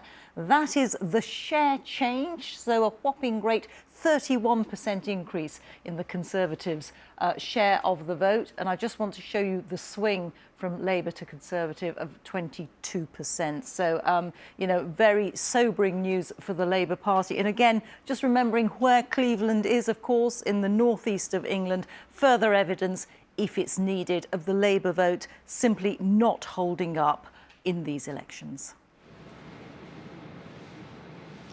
Reeta, thank you. Now we can be joined by Clive Lewis, the Labour MP Clive Lewis, who joins us from London. Clive Lewis, you resigned from Jeremy Corbyn's cabinet over a second referendum. They got it right, didn't they? If you think that these results are the result of Brexit, the 2019 manifesto, of Keir Starmer alone, then, you know, I'm afraid I disagree with your analysis. This is far more deeper, more complex, more profound than simply looking back to a Brexit vote. Yes, I'm sure that was a gateway for many voters, but, you know, look at the turnout. Look at who's not coming out. You know, 15% down on the general election at this in Hartlepool, for example. So, I mean, I think this is a lot more complicated than simply looking at Brexit, looking at who the leader of the Labour Party is, what we're saying or not saying.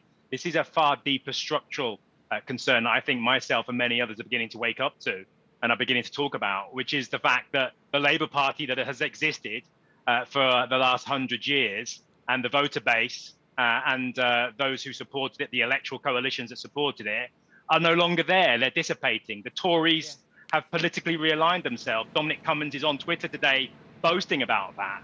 That happened. Boris Johnson has allowed that to happen. He's led that. Labour hasn't. They have realigned. And the thing is, it's not just Labour. I was listening there to the Liberal Democrats, the Greens.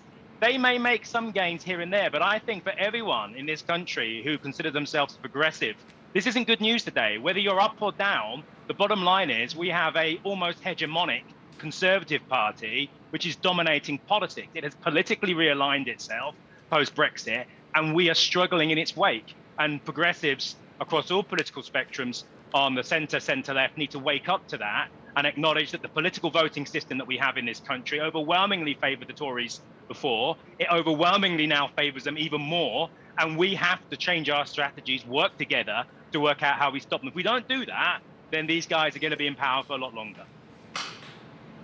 Yep, you say it's not simply about the leadership, but the leadership sets the course of the party, among other things. We've had Ed Miliband, we've had Jeremy Corbyn, we've now had Keir Starmer. It may be symbolic to change Keir Starmer, but look at someone like Jess Phillips. You know, why not change the whole style of leadership? Why not change the sex of your leadership apart from anything else? But actually, what's the direction? What's the direction that you can actually set? If you look at something like, you know, the council elections in the North and the Midlands and indeed in Essex, and if you look at Hartlepool, you know, you don't have a strategy that appeals to, you know, a new type of working class voters, because, as you say, in a way, Labour is still thrilled to this idea of the big block vote of old industries. They don't have they don't have a narrative to deal with the new realities, which is about an older population that wants to have a lovely house and, you know, and 2 cars and all these things. And why shouldn't they have them? Yeah, and so there are 2 parts to your question there, and the first part was, you know, who can lead? You know, who should be leading Labour, or who has that? Leadership isn't about who; it's how.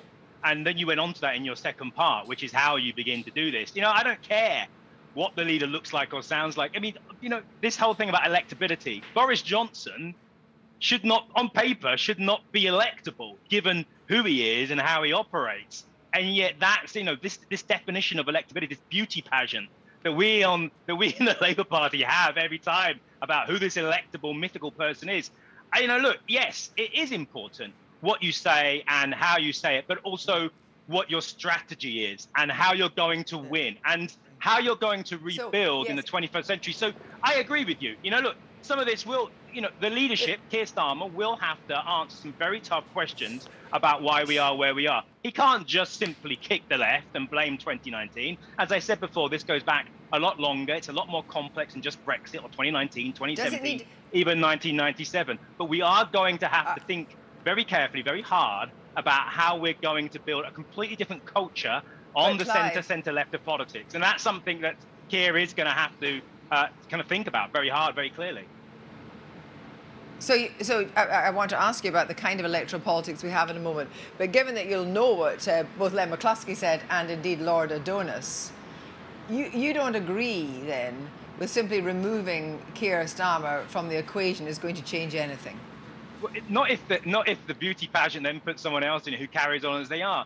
I mean, look, clearly there was an estimate here. There was an estimation made that if you're not Jeremy Corbyn, this is the equation I think that has kind of manifested itself. If you're not Jeremy Corbyn and add in plus Sir Keir electable Starmer, and Boris Johnson will implode because the electorate will see through him and you will make political gains. If that was your analysis, then clearly it's not working. And I'm afraid to say it does look like that was the analysis. This goes far deeper, it's far more complex than simply banging a drum and talking about electability. You need to have a vision, yes. That is something that we don't have yet, and we need to see it very quickly. You need to have some kind of policy platform. We could be 2 years away from a general election. Yes, that's important, but you also need a broader, deeper strategy, which is about how you win. The policies will get you into the ballpark, but how you then win and change the system to make sure that we are the dominant political force, progressives in this country, not the Tories. I mean, one of the things that we'll be seeing a lot over the weekend is people talking about how Labour gets back to where it was in 1997.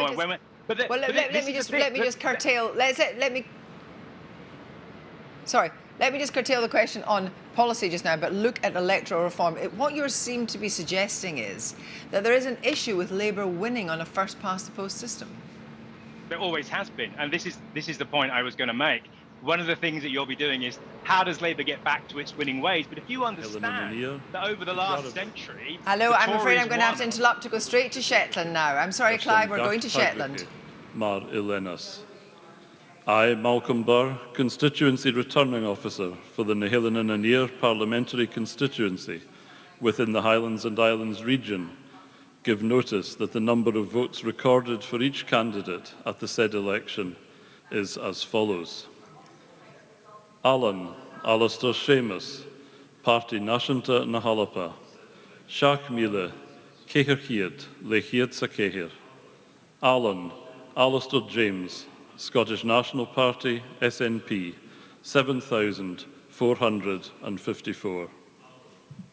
Berkenhager, Gavin, Torian agus Lucht Ernach Nahalapa, Davile Unchiad is Shiajiag.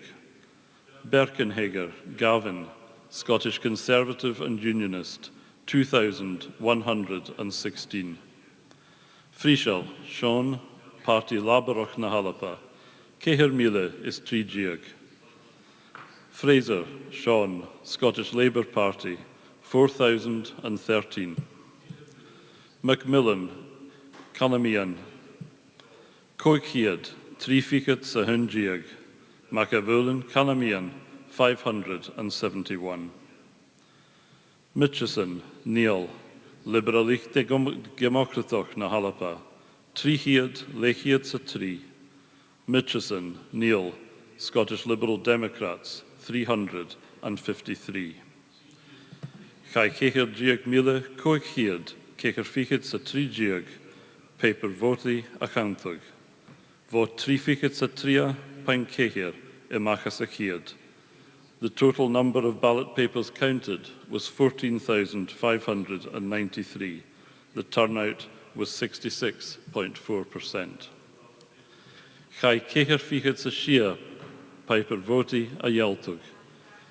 86 ballot papers were rejected.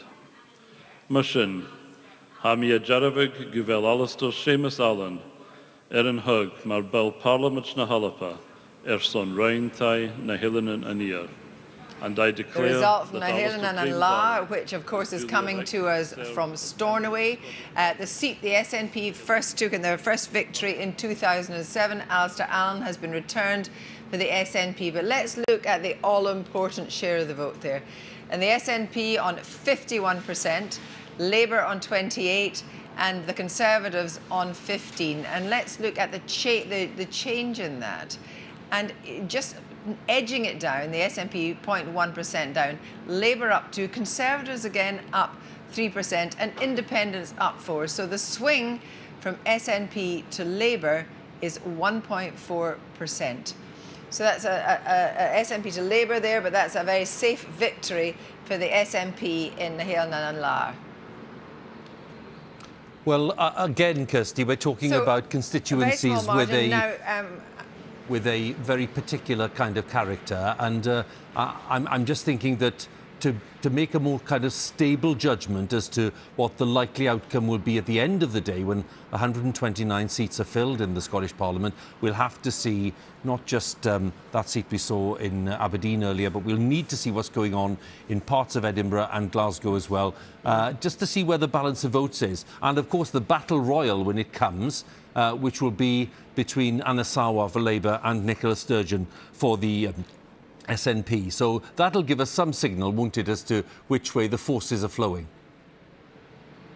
Absolutely. And of course, Anna Sarwar will probably have, he has a very good local following. His father, Mohammed Sarwar, was the first Muslim MP in the UK. He is now governor of the Punjab. But that residual family identifiability will help Anna Sarwar. Of course, Nicola Sturgeon is bucket loads of votes ahead. But it'll be interesting to see if he can make an inroad in her vote.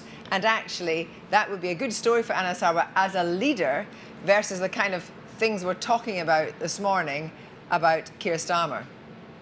Kirsty, let's pause there for a second and let's get some more reflections now. We're joined by Salma Shah, a former Conservative advisor to Sajid Javid, and of course John McTernan, a former Labour advisor as well. John and Salma, good to have you with us. Thank you very much. First of all, Salma, can I start with you? We've been noting these Conservative successes, not least in Hartlepool and elsewhere, and we've been asking all of our guests, well, you know, let's have an honest assessment of what led to that performance. Where do you stand on that? I think the truth is that this is not just a question of the Brexit dividing line, and it's not just about the Prime Minister and the vaccination programme. There's been a long line and effort that's been going into northern seats and northern regions. And I think, you know, having devolution and having candidates like Ben Houchen who've worked really, really hard in those areas has a lot to do with the fact that the Tory brand has changed over a long period of time. So I think it's a lot more complicated than just sort of Brexit or UKIP collapse or, you know, Labour not doing very well. Salma, we're just going to go to Western Bartonshire. Give me a second. 368. The turnout is 70.8%. The total number of votes cast for each candidate in this constituency is as follows. Katie Gordon, Scottish Liberal Democrats, 2,987. Pam Gossel, Scottish Conservatives and Unionist Party, 4,153. Douglas McAllister, Scottish Labour Party, 12,513. Marie A. McNair, Scottish National Party SNP, 17,787. John Alexander Robertson, 220. The total number of rejected votes were 107. The reasons for rejection are as follows. Want of an official mark, none. Voting for more than one candidate, 15. Writing or mark by which voter could be identified, 1. And unmarked or void for uncertainty. So that 91. Is the count at Western Bartonshire and the result in Clydebank, where it looks as if Labour has done better than before, but it's a firm SNP victory there. And of course, we're waiting for the actual Dumbarton vote, which is a much closer affair. But let's look at that result in Clydebank in detail. And in terms of the share of the vote, the SNP are on 47% of the vote. We've got Labour on 33%. Conservatives on 11, Liberal Democrats on 8. Now let's look at the change there. And the SNP is marginally down on 2%.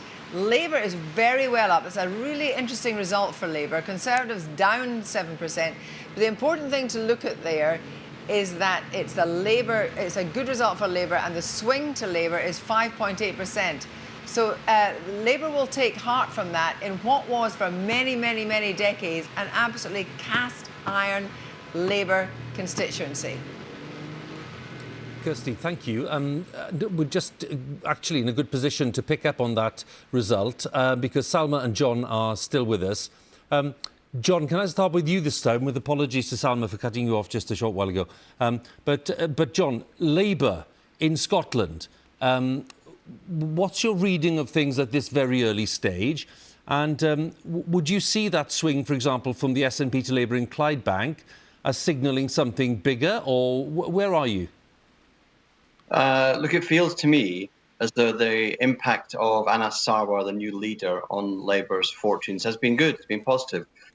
Most commentators would say that he won the campaign with a fresh voice, a fresh approach, and some charisma for the Labour Party in Scotland.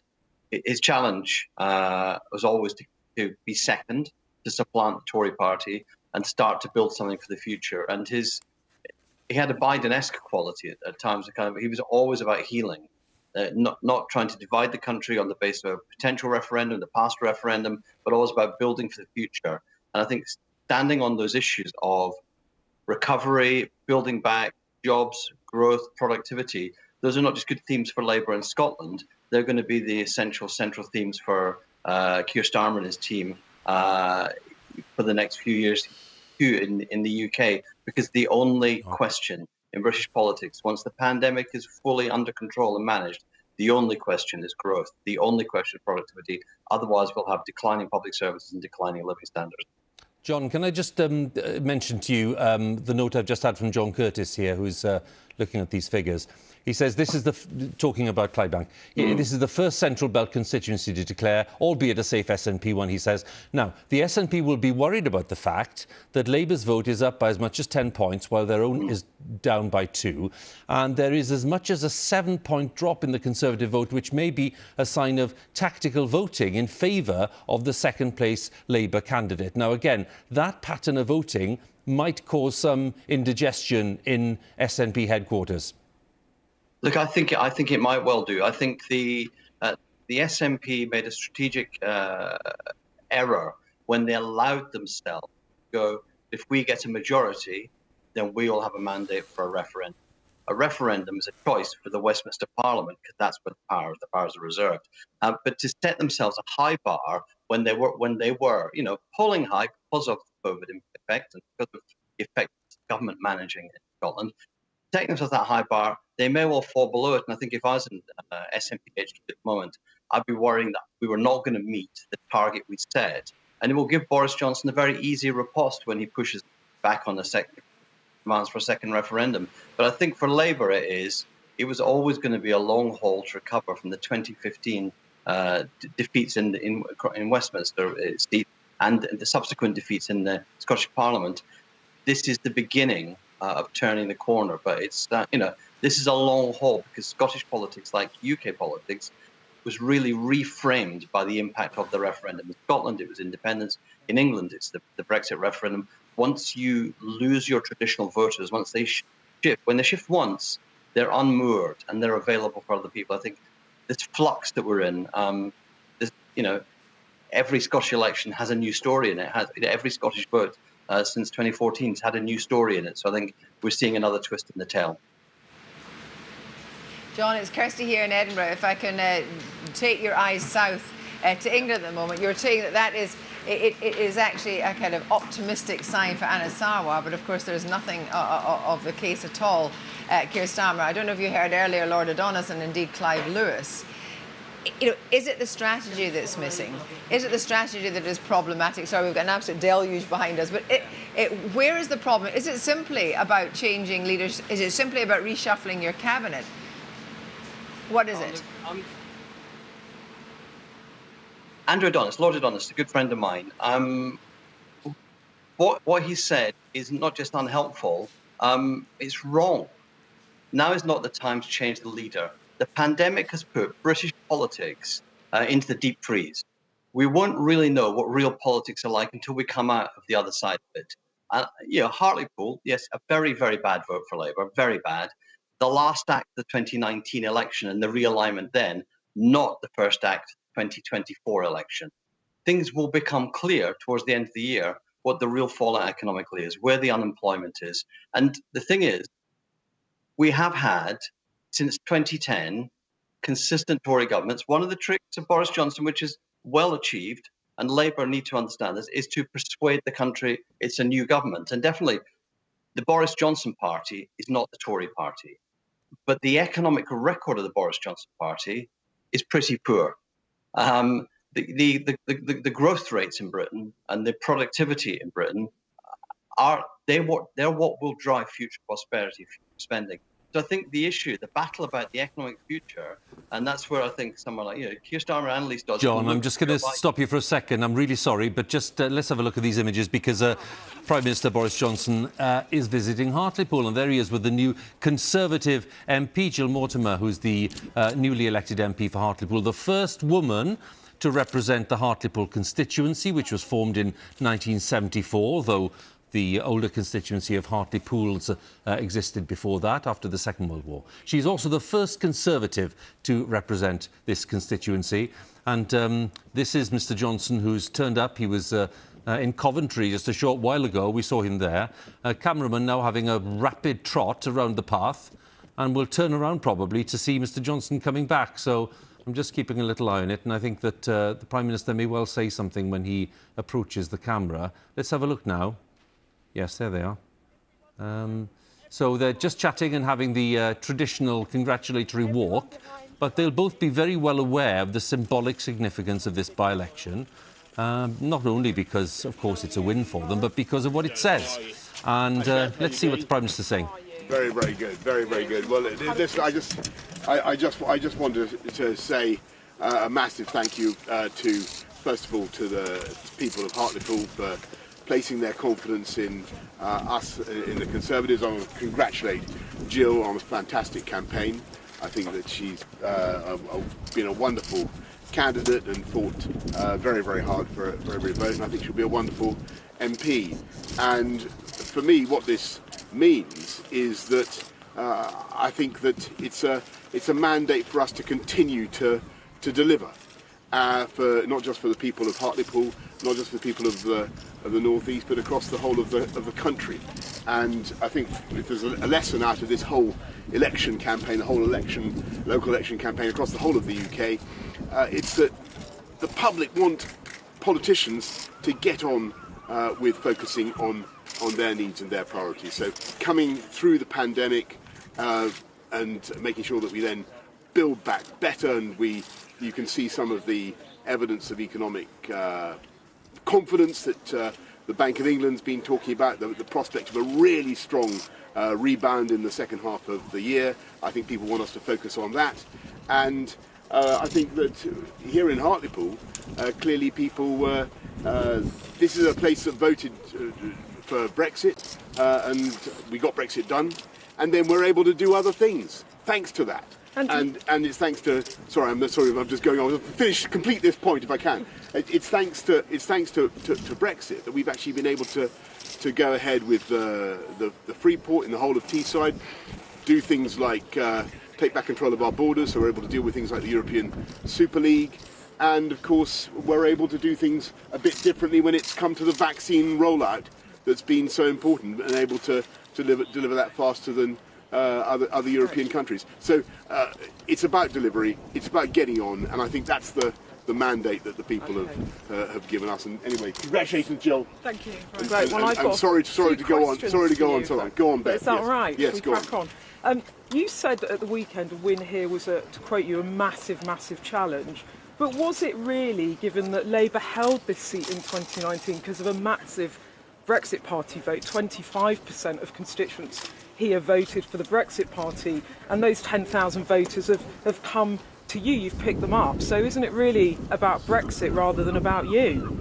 This is a constituency that has, I think, been in the hands of Labour since its beginnings, and I think what this election shows is that people want a party and a government that is focused on them, focused on delivering change, and that's what Jill has been campaigning on, and that's why I go on, Beth, about the advantages of the things that we're doing. So when you look at the idea of the Freeport, the economic campus in Darlington that's not very far away, the prospect of high-wage, high-skilled jobs coming here. I just was having a look at this incredible GE turbine factory building in colossal wind turbines just down the road. That's part of the vision that we have for the North East as a centre of the green industrial revolution, and I think people understand that, they can see that, and those are the kinds of jobs that not only pay well, they have high skills, but they give you a fantastic sense of doing something worthwhile. And you said in the 2019, after the 2019 elections, people in the Red Wall had lent you their vote. Do you think now something else is happening? This is a deeper shift. Is that your hope? Well, I think what happened in 2019 was that people mandated us to get Brexit done and to begin the process of uniting and levelling up. And I think that what's happened now is they can see we did get Brexit done. Yeah. And to a certain extent they can see that we delivered on that. And I think what people want us to do now is to get on with delivering on everything else. And so number one is continuing the vaccine rollout, making sure that we go from jabs, jabs, jabs to jobs, jobs, jobs, make sure that we have a strong economic recovery, but then get on with a massive project for this country. And it is a very ambitious thing. Every government has tried it to some extent, but I don't think any government has tried it as wholeheartedly as this government is trying. And that is uniting and levelling up. And the basic idea is that there is genius and talent and enthusiasm and flair and imagination everywhere in the country, but opportunity is not evenly distributed. That's the basic idea, and that's what we're trying to change. And a few months ago, your prospects weren't looking so good. They were looking pretty bad. You had poor personal ratings, you were behind in the polls, and then came the vaccine rollout. Has it saved you? I think that it's been very important for our country that we're able to get through COVID as fast as we can. I think we've got to always bear in mind, Beth, that this thing isn't over. I think the epidemiology is very encouraging at the moment, but we've got to continue to be cautious, and we will continue with the cautious but irreversible steps of the roadmap. I can't see any reason now to delay any of the steps that we've got ahead of us, but that's going to be our programme. Look at the data, make sure that we proceed in accordance with the scientific evidence. Well, now, let's just jump to something now. You said that Indian... How many questions do you allow? Loads. The Indian variant. The Indian variant is now... Does anybody else want a question? No, it's just my go. Is it just... You love questions from me, come on. Of course the Indian variant is now a variant of concern. Yes. Do you plan to make any changes as a consequence of that? I think what we're doing there is making sure that we are absolutely ruthless in the surge testing, in the door-to-door tracking of any contacts. At the moment, we're looking carefully at the way the Indian variant seems to function. We don't see any evidence that it is resistant to the vaccines or in any way more dangerous. Okay, and you, just to be clear to the public, you don't think it could scupper your irreversible path out of lockdown? We don't see that. We don't have that evidence at the moment. No, Beth. No. Okay, good. Everybody. No, I've just got one more question. Well done. Scotland. Prime Minister there, Boris Johnson, who's visiting Hartlepool to congratulate the lady there on the right. That's Jill Mortimer, who's the new Conservative MP. First Conservative MP for Hartlepool. The first woman to represent Hartlepool in the House of Commons. So it's a very symbolic result in more ways than one. And of course, it is yet another gain for the Conservatives, in parliamentary terms anyway, in an area that has been traditionally exceptionally solid behind Labour. So it presents Labour with all kinds of problems and just underlines the issue that Labour is facing. So there's the Prime Minister in a slightly windy Hartlepool, but enjoying obviously what is for them a good day of news. So watching that with me, and I think this pair of guests in Salma and John who joined us have probably been interrupted more than any other guests on the programme so far.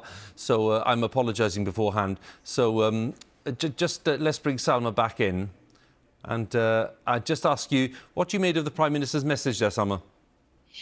I think it was interesting because, of course, it's incredibly cautious. And I think the interviewer, Beth Rigby from Sky there, who was asking the questions, touched on something that I think the Prime Minister and probably the entirety of the Conservative Party is very hopeful about, which is that this seats like Hartlepool, who did lend a vote on Brexit, seem like they are trusting the Conservative Party in a way that didn't exist before, and will actually redraw the political map more permanently than was expected previously. So there is a little bit more depth to Conservative support. And I think just picking up on something that John had said previously, yes, he's absolutely right. The question is going to be economic once we're out of the pandemic.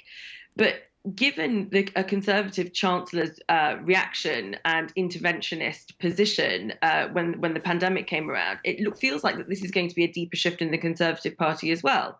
So it leaves the Labour Party very little room to manoeuvre in terms of differentiating itself from the Conservatives. And I think that's going to be a really interesting dynamic that's going to play out, I think, across councils, as we're going to see today, and potentially right the way up to a 2024 general election. Just a quick question to John, bringing you back to Scotland. On the Scottish issue of that central belt seat where Labour have put on 6 percentage points, I think it is, and the possibility that we're hearing that in Edinburgh Southern, Labour might have done pretty well. In a way, could that be a resurgence in the central belt, John? Look, yes, I think so. I think one of the interesting things that's been politically happening in Scotland in the last 3-4 months. We saw it really with Alex Salmond's party, Alba. You finally saw some cracks in the nationalist coalition, which was really extensive and actually contains quite a lot of tension within it. And I think there's a working out of the tension in the nationalist coalition as it fragments a bit. There's now got a Green wing, an Alba wing, and SNP.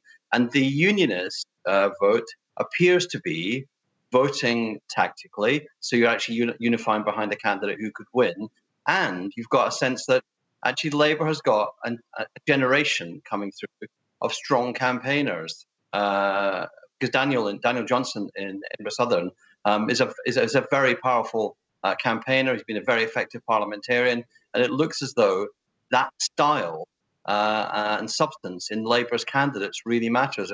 We saw it matter before with Ian Gray in East Lothian. We saw it with Jackie Bailey. Perhaps this new generation coming through with Anna Sarwar as their leader is a sense that Labour has got the message that Scotland doesn't just want identikit candidates; it wants people from their locality, people who serve the locality. So I think there are definitely the green shoots. John and Salma, I want to just thank you very much for your endless patience in the last half hour or so, but for your interesting contributions as well. Thank you so much. And at this stage, let's have a look at the Scottish parliamentary position. SNP 3 seats, no change. Liberal Democrats looking back up to Orkney there, no change. Right now, let's go to Nick Airdley, our correspondent. Nick, what do you make of what's just been unfolding, both in the Central Belt, certainly in Clydebank? Well, there do seem to be some areas where Labour think they're doing pretty well. Across Glasgow, there seems to have been an uptake in the vote. I'd be slightly cautious, though, about that translating to seats, because like the result we just saw in Clydebank, it seems like unionist voters have got behind Labour there, but they were nowhere near beating the SNP. There's only one seat where they're really in play in Glasgow, that's Rutherglen. And more broadly, the Labour vote needs to focus on the list. That's where they could potentially do quite well, and the Conservatives still think they're getting the main unionist votes there. But again, I come back to that point I made slightly earlier about this being a battle now between SNP turnout and unionist tactical voting. And when we start to get some of the seats we're going to get in the next few hours, I think we'll get a real picture of how that's playing out. Talk a bit more about turnout. It looks to be really high. So there's some. I just had a look at Edinburgh Central, 72%. That's up 2%, up 8% from last time. So that's a considerable jump. It seems like that's happening across the country. Some of it's postal votes, because I'm sure there are a lot of people, 1 million people registered this time. and it seems like a lot of people are returning them. But it also feels like the debate in there, partly about the Constitution, has really got people out. It has fired people out. And the other thing about that is that consistently we're now seeing in Scotland higher turnouts in elections, that there is a kind of energised political debate in Scotland. Thank you very much for that. Don't go away. Patrick Harvey, the co-leader of the Scottish Green Party, is in Glasgow. Hello, Patrick Harvey. Hello, good afternoon. How are you? Good afternoon, very well. The limited results in Scotland, what are you making of? What are you hearing on the ground? Well, I think on that last point you were just discussing with Nick, turnout being up is something that every political party, I hope, will welcome. And I want to thank in particular the people who had to wait a long time in the queues. My own local polling station last night, in the last few hours was queued out of the building and round the back of the building. People were even people who were in the queue by 10 o'clock were having to wait a long time to get in and vote. So I really want to thank people for sticking with it and taking part in this, potentially the most important election Scotland's ever seen. Well, just on that very point, one polling station at Balerno in west of Edinburgh, they did not finish getting the voters through till 11:30 last night. Now, that just wasn't about pandemic measures. That was a reflection, I think, of what Nick has just been talking about, which was turnout. Now, when it comes to turnout and it comes to the Greens, is an increased vote for the SNP in the constituencies, does this favour you in the list? Give me some sense of where you think you are in the lists. Well, of the limited box sampling that we've been doing so far, we seem to be up, particularly in the areas where we've been most active. And we've had hundreds of new volunteers taking part in the most active campaign that we've ever run. So in those areas, we've seen an increase in our regional vote. So we're feeling hopeful, optimistic. As we're going to be saying for quite a long time to come, it's still early days and we still don't have the robust numbers that we need to be able to predict results. But we're hopeful, and we're certainly very grateful for everyone who's lent us their support from any part of the political spectrum. And I think a lot of voters are voting with not the past in mind, and maybe not even just the Constitution in mind, but a much deeper set of questions about Scotland's future. Yes, Scotland's future as an independent country or as part of Boris Johnson's Brexit Britain, but also the challenges of the climate emergency and the poverty and inequality that we need to take much bolder action on. Just for people to know, so far in the Parliament, the SNP, apart from what happened in 2011 when they did form a majority, has formed a minority administration on 63 seats, too short of a majority. And consistently, the Greens have supported them in an informal arrangement. If it's the same going forward, Patrick Harvey, are you going to put more pressure, do you think, on Nicola Sturgeon? Well, I don't agree with the way that you've characterised that. There isn't any kind of informal arrangement. What we do is exactly what we did actually when there was a Labour-Lib Dem majority coalition, is put forward positive ideas. We always try to put the government under pressure, but we do it constructively, not opportunistically.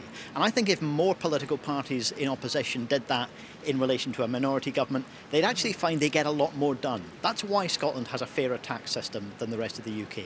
It's why we have free bus travel coming in for young people in Scotland. It's why we reversed the injustice that was done to young people with the grades fiasco last year and prevented evictions during the pandemic, and a whole host of other measures which are the result of positive, constructive green work. So we'll continue to do that, and I think if the SNP are again short of a majority, every political party should be focused on what they can do to make a difference for people in Scotland instead of just being opportunistic.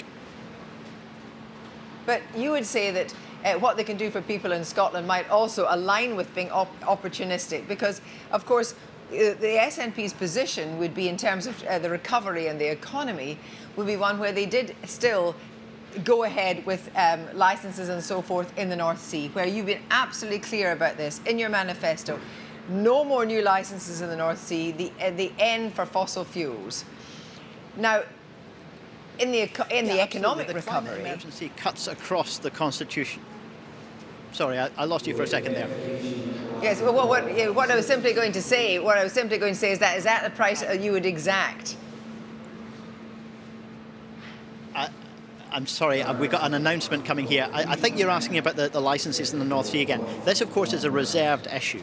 And at the moment, all the other political parties, whether they support independence or support Scotland staying in the UK, are committed to maximum oil and gas extraction. Now, that is a false perspective. It's giving false hope to people working in those industries who actually need investment in the alternatives. They need a transition that is just, but is also rapid. And for us, that does mean no new exploration licences, revoke the undeveloped licences, because we have far more fossil fuels than we can afford to burn if we are remotely serious about our own survival and the survival of the living world around us. But it also means dramatic investment in the alternative industries that can create jobs that will actually last for the long term. That's what Scotland needs. It's in particular what the communities most reliant on oil and gas industry needs.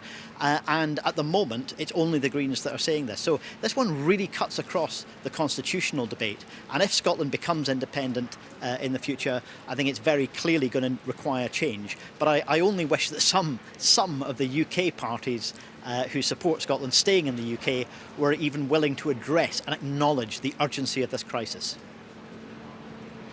Patrick Harvey, thank you very much. Well, let's stay in the arena in Scotland, and I'm going to say a very good afternoon to Ian Blackford, who's a member of the House of Commons, of course, for the SNP and the leader of the party at Westminster. Ian, good afternoon. Good afternoon to you, Huw. Thanks for joining us. Can I ask you, first of all, whether the reports we're getting from various parts of Scotland about an encouragingly high turnout are borne out in your part of the world?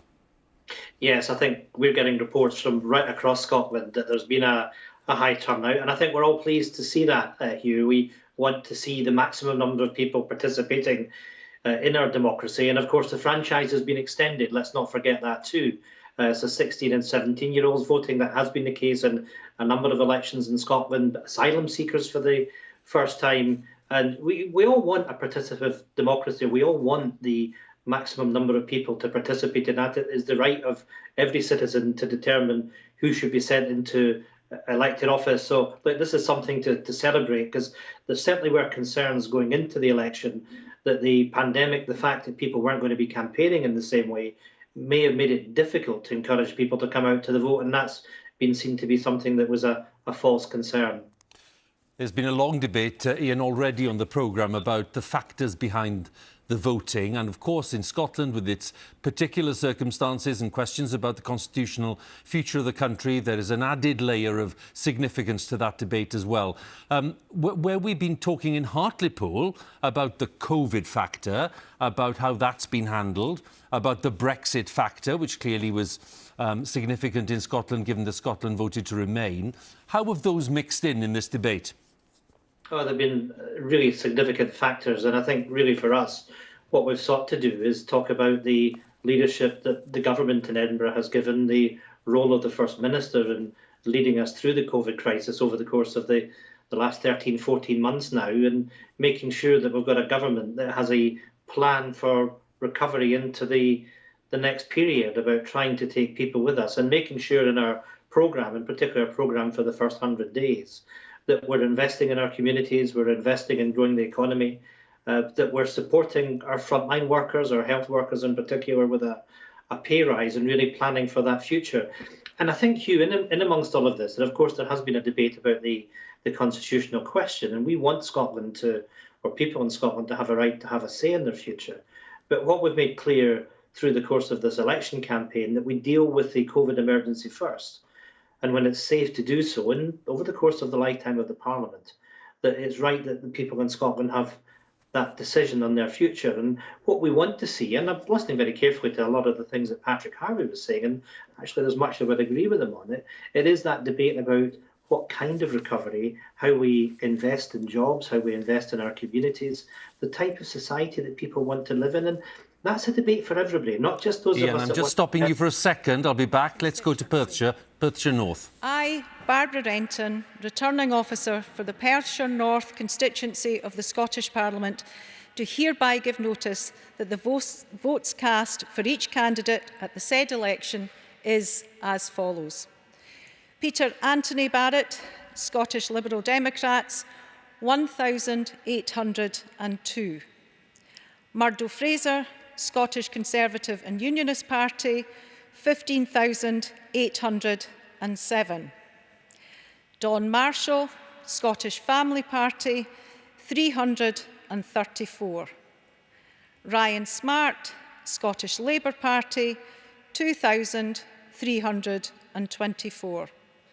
John Ramsay, Swinney, Scottish National Party, 19,860.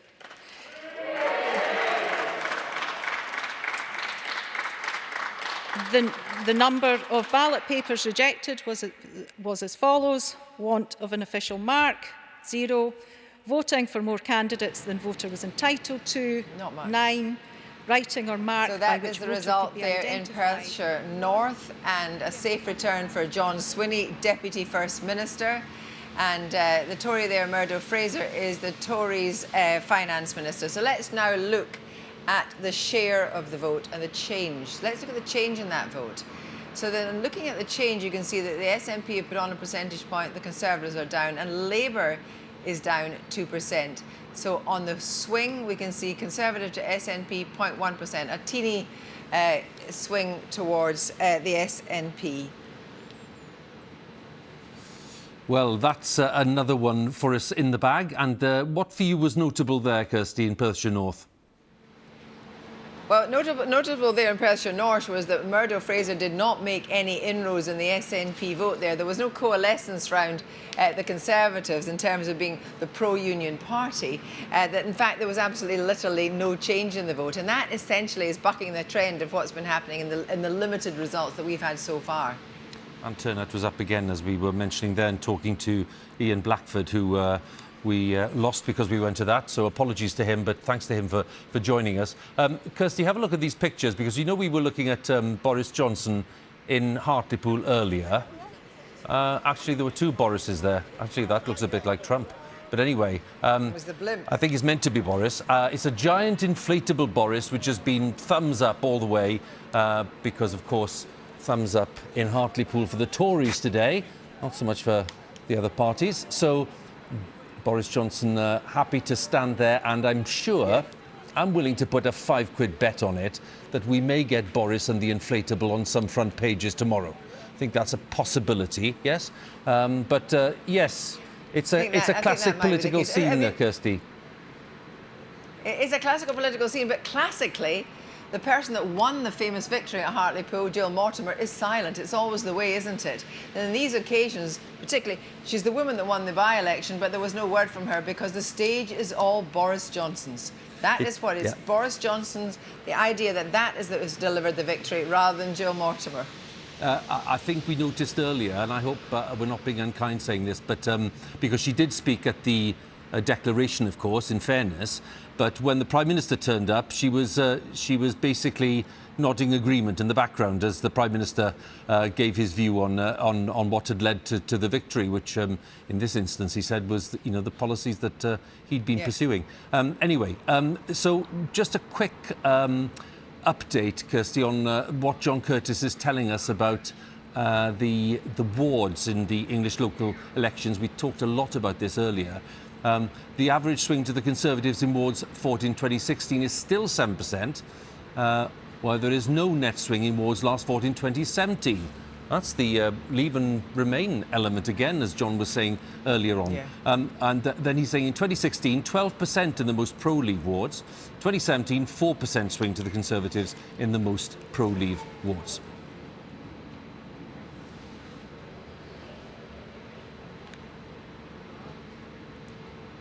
So, yes, looking at that, the quite stark difference between 2016 and 2017. And we expect Labour to do well in the county councils, even though the Tories could still be ahead. Taking these two different sets in here, the idea is that it was last time, in 2016, it was Corbyn versus Cameron. So it's a very different proposition than it is now in 2016. So it's interesting to see whether or not the Tory vote in both what was 2016 elections and the 2017 elections still has an upward trajectory. I just think at this stage, Kirsty, because we're approaching a bit of a change of channels on our junctions coming up, but we're keeping up our service to you, obviously, and I just think it's worth pointing out at this moment, Kirsty, to people who may be just joining us, what's coming up. Because actually, although we've had a pretty busy 4 or 5 hours already, we've been discussing relatively few results. That very big result from Hartlepool, obviously, which was the by-election won by the Conservatives. And some Scottish seats in, just a few of them. 1 Welsh seat so far, that's Montgomery. We've got some English councils coming in. We've got some police and crime commissioners, some city and regional mayors. So all I'm saying to you is at home, you know, make a cup of tea or something more attractive. And you've got a huge amount of results to come. And it's going to be flowing in from, I reckon it's 2:30 now. So any time from 3 o'clock onwards, if these returning officers gave us the right notes before we started, we can look to dozens of results coming in between then and early evening. And that will really give us a proper signal as to what is going on. Yeah, there's another SNP hold there. So I would say make the cup of tea very near the television, if not in front of the television, because actually the acceleration in seats in Scotland is going to be quite marked over the next hour and a half. And Nick Earley will be beside me to do the interpretation here on some of those results. What we'll be looking for, is swings to the Conservatives from Labour voters that they think they're the best ones to deal with the issue of the union. And as we saw in Clydebank, swings to Labour, because Labour are seen there as the most effective bloc to the idea of another independence referendum and keeping the union together. But the chances are the SNP are on course for a very, very good day. Well, Kirsty, it's just coming up to 2:30. In a few moments, we're going to be joined by viewers on BBC One. We are expecting, as I said, a steady stream of results throughout the afternoon. So do stay with us to watch the political drama unfold.